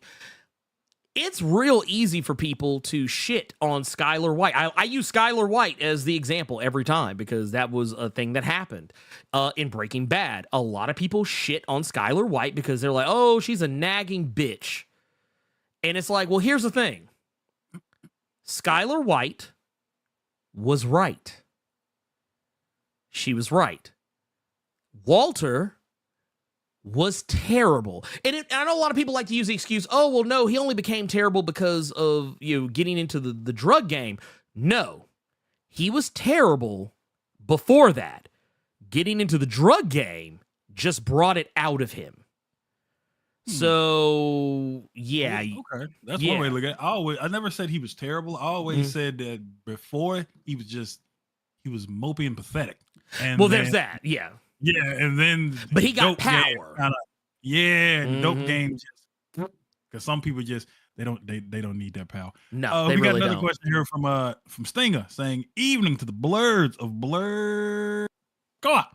My question for today is regarding the Game Awards this week, and shout out to all fellow mechheads. This is for Gearless Mo. That Armor Core 6 won Best Action Game. We eating. You know who's starving? All the motherfuckers that was mad. Spider-Man 2 didn't win nothing. But now that Baldur's Gate 3 dominated this year, and they doing the Booker T 6 times, saying it a total of 6-time winners with a road to get to where they got. Will that give the industry and some other companies a slight tremor of how they will do things like giving us a full game with the price we pay? I feel like they won't, but I would like to hear both of your 2 cents. I don't think it will do shit because I feel like the game, and a lot of people said this, the game is very niche. It's just very, very niche. So I think with just the money that a lot of people make, like, okay, case in point, Christopher Judge, the voice actor for Kratos in the newer God of War games, he threw shade at Call of Duty. And a lot of those devs and a lot of those testers and QAs, which I thought was funny, were pissed that he made the comment he made. And one of them actually tweeted out that, yeah, you can say that about our game, but looking at the millions and the millions we've made God of War money like 2 or 3 times. Point being, as long as these other places can still make the millions that they're making by doing the bare minimum, and they don't have to do what Baldur's Gate did, they're going to continue to do that. They know that it's going to look bad on them now, and I don't mean this for everybody, but a lot of consumers are fucking stupid. So they won't see it as, we used to pay a lot less and get a lot more. Now we're paying that price and actually got our money's worth. Why aren't you giving our money's worth? You're going to forget it in a couple of weeks and go back to doing exactly what you did. It's going to take several people to stand on it and make them not do the bare minimum and be lazy, greedy little cocksuckers. But no one's going to do that because consumer activism doesn't work. Well, no, that's okay. What you just said, they don't want to miss out, the FOMO. That is why consumer activism doesn't work. Consumer activism is not, I mean, let me rephrase that.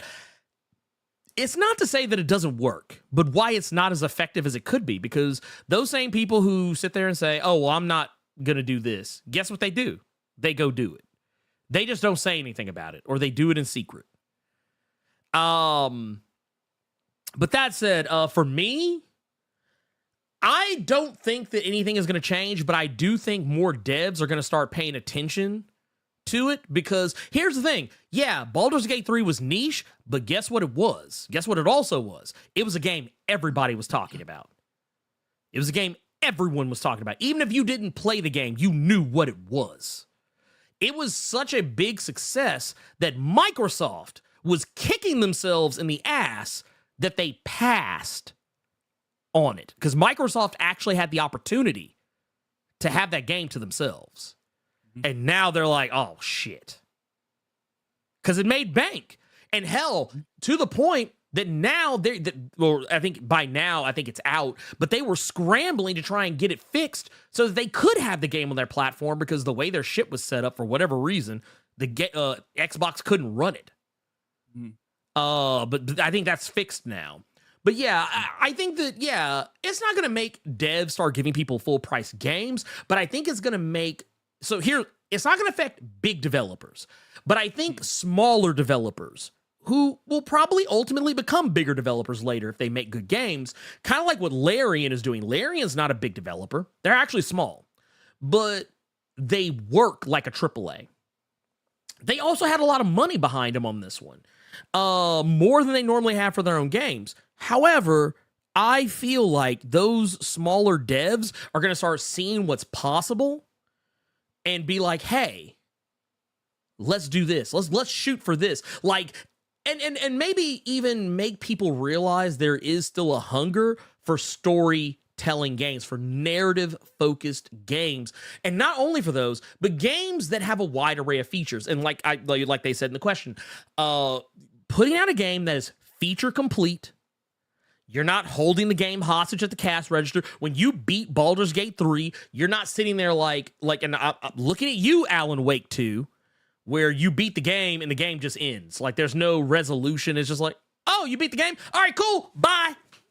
And that's why I think they're going to ignore it, because why would you want to have one game that, looking at a motherfucker who loves Alan Wake, Wake.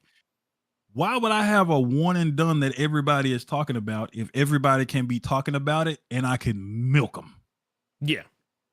So, well, that's why I think, well, that also kind of stands to the fact Larian's not that kind of company anyway. Like, because no. I was talking about the other people. Oh, why yeah. Take heed of that. Yeah. Everybody is talking about Baldur's Gate, but are they pumping any more money into it? No.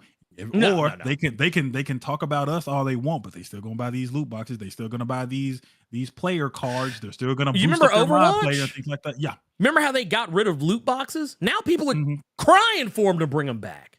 Yeah. But that's because the progression now is worse. Okie doke. But yeah, I spent more time talking about that than I initially hit. Last question in the Discord from the homie Melvin saying, back again, like, I left something on the stove. I hope you didn't. I had a wild idea for a story that involved Blade and Brother Voodoo in Haiti or Jamaica. That movie is called Belly. My question is, what is my question is, what is a weird combo that would make sense for you or you would be hyped for? A weird combo that would make sense or you'd be hyped for. Blessing to you boys and happy December birthday to you all. Thank you. Also, if you don't get those likes up, you will be cursed or your PS5 and Xbox is getting smashed by your loved one. I am in LA by myself, so I ain't got to worry about it. Look, a weird combo that would make sense. A weird combo. Shit, I know a weird combo I read this week. Misty Knight in that Century book.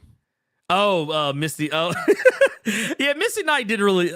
Misty Knight and Jessica Jones are interesting picks to be in that. It was Misty Knight's characterization, because I feel like I wasn't reading Misty Knight from the other books I've read, like Dick Spencer's Cap Run and anything. Yeah, like that. I felt like that was Civil War II Captain Marvel was what I was reading that book. From how she was acting. I thought it was fucking Civil War Misty Knight. Before, yeah. Well, okay. I even said it. So I have a video out for it. I even said that. I was like, yeah, she wasn't like if you've been reading Captain America: Symbol of Truth, or you were reading any of the other Captain America books as of late, yes, sir. That not Misty Knight. No, hell, she wasn't even acting like that in King in Black and Absolute Carnage. That was not Misty Knight, big time. Yeah, I was like, honestly, I'm not gonna lie. Unless they turn that ship around, I'm calling character assassination. Like I'm gonna look. Let me tell you right now. I'm gonna need them to have a response ready on wax in 24 hours. All right, let's get to these questions in the chat. But I'm happy you and I are on the same page with that, because I was just reading that like, this. I was like, not well, no, because like when she was acting really like, don't get me wrong, Misty Knight is sassy. Don't get me wrong, but she is not a bitch. Yeah, like, I was gonna say there's a whole huge difference. There's a huge difference because and a lot of people get that wrong. There's a difference between a sassy black woman and being a straight up fucking asshole. And that's how Misty Knight acted in that book. I was like, dude, because I'm not gonna lie, I was like, I thought Jessica Jones and Misty were actually kind of cool. Mm-hmm. Why is she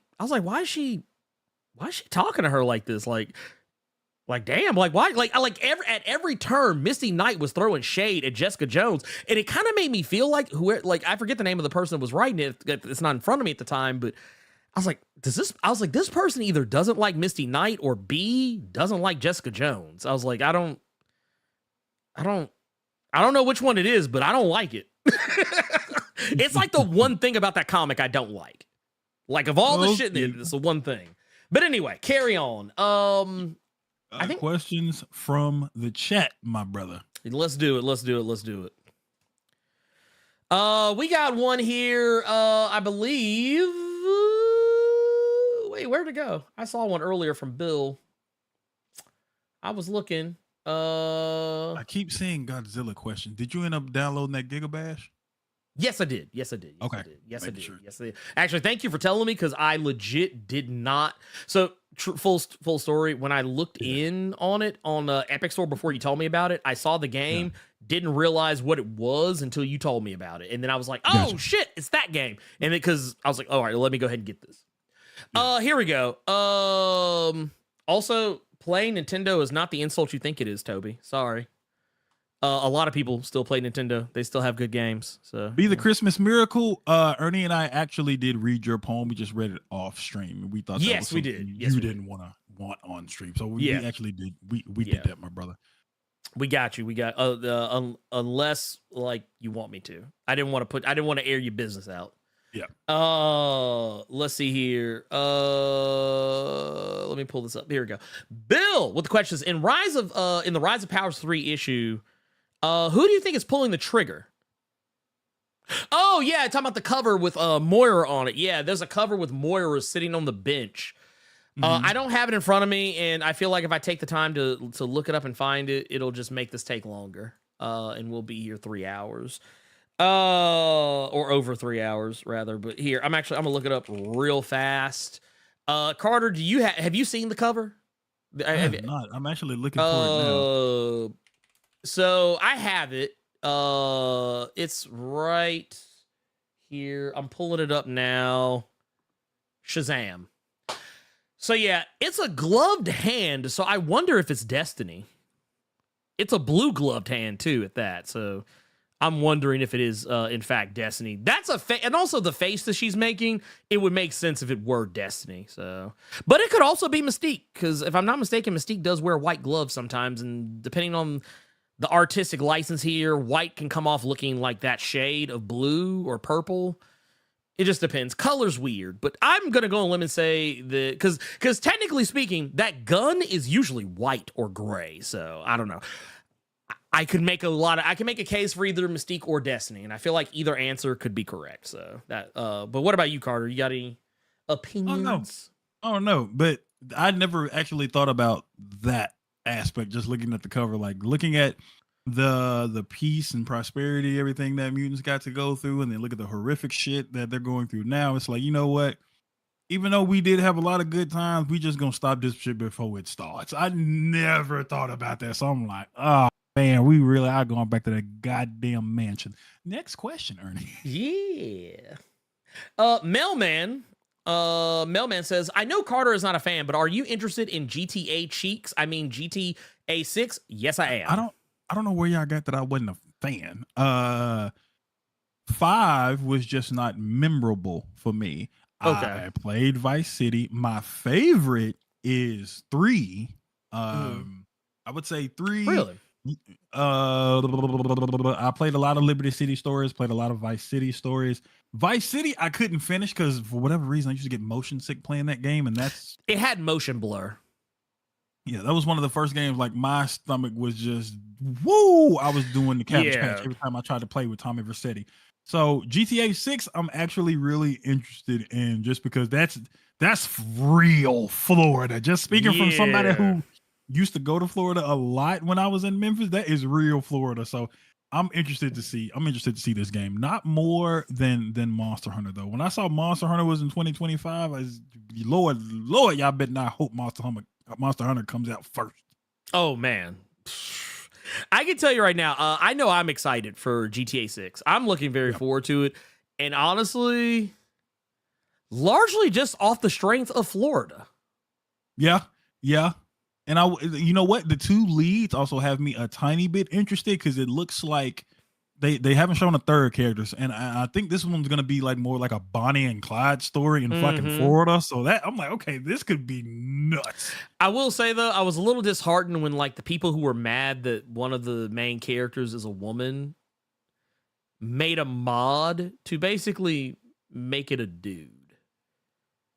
Which made it even more weird because the way they did it, they made her look like a trans woman, like a trans woman who hadn't fully transitioned. Why the fuck would you be mad that it's a that? Because when I saw the lady and her guy, and he was like, "We going for it all," or whatever the hell they said when they were in bed together. First thing that popped in my head, I was like, oh, "Okay, we're doing some Bonnie and Clyde shit." Okay, yeah, that's exactly what I thought. GTA. It's GTA. What the fuck you mad about? Huh? Yeah. People mad? Oh, that's what it was. So the way they did it, what was P Valley? Uncle Clifford. Yeah, they basically made the girl look like Uncle Clifford. Cause like they put a dude's head on her body. So she still had the same hair as herself, but she had like a mustache and goatee. And I said, I don't think this is the heat that y'all think it is.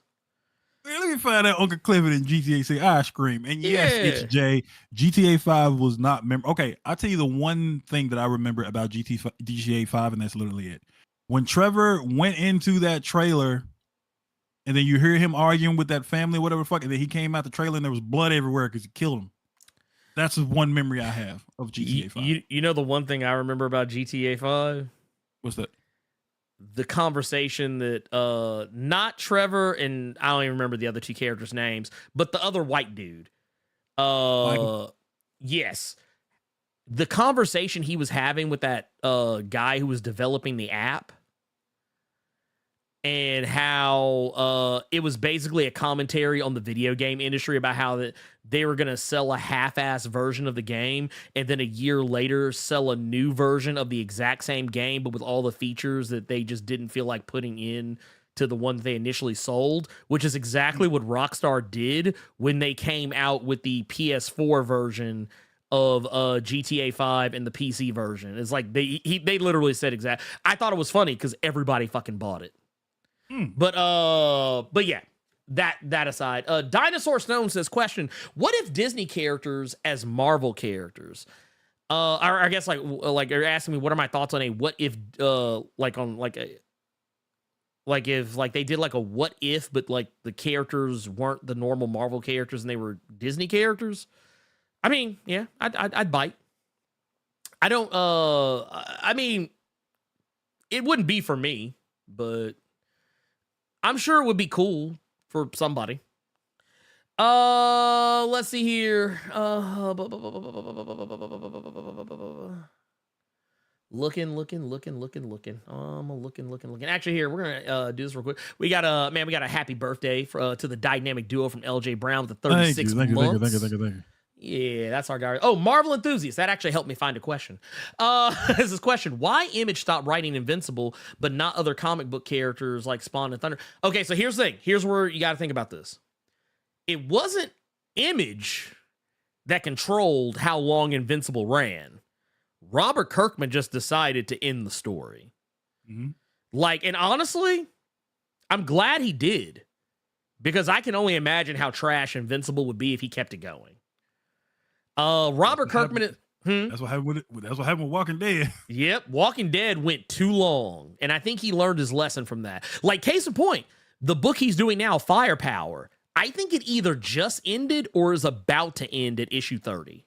I was about to ask you about that. Yeah, it's about to end. Like, and Firepower is like I think Invincible's 144 issues, not including like tie-ins and alternate spinoff books. Firepower is just one singular story, and it's only 30 issues. Technically 31 if you count the 0 issue. But Spawn is that's Todd McFarlane's book, and he's top dog of Image, and he still has stories he wants to tell. And he so much so that he has 3 other books with it. That's why those books are still going. That's why Savage Dragon is still going, because these are the top dogs at Image, and they still want to do it. And they still want that paper. They want that money. Stellar Avenger says, I've heard people suspect Storm's current man, Craig of NASA, could get powers. Should he become a Nova or something? I'm not gonna lie.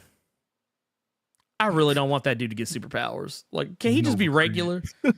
Nova Craig. I mean, like if he becomes okay, I'll put it like this: if Al Ewing comes up with a way to organically put him in the Nova Corps, cool. I will ride with that shit because I know Al Ewing will do it right.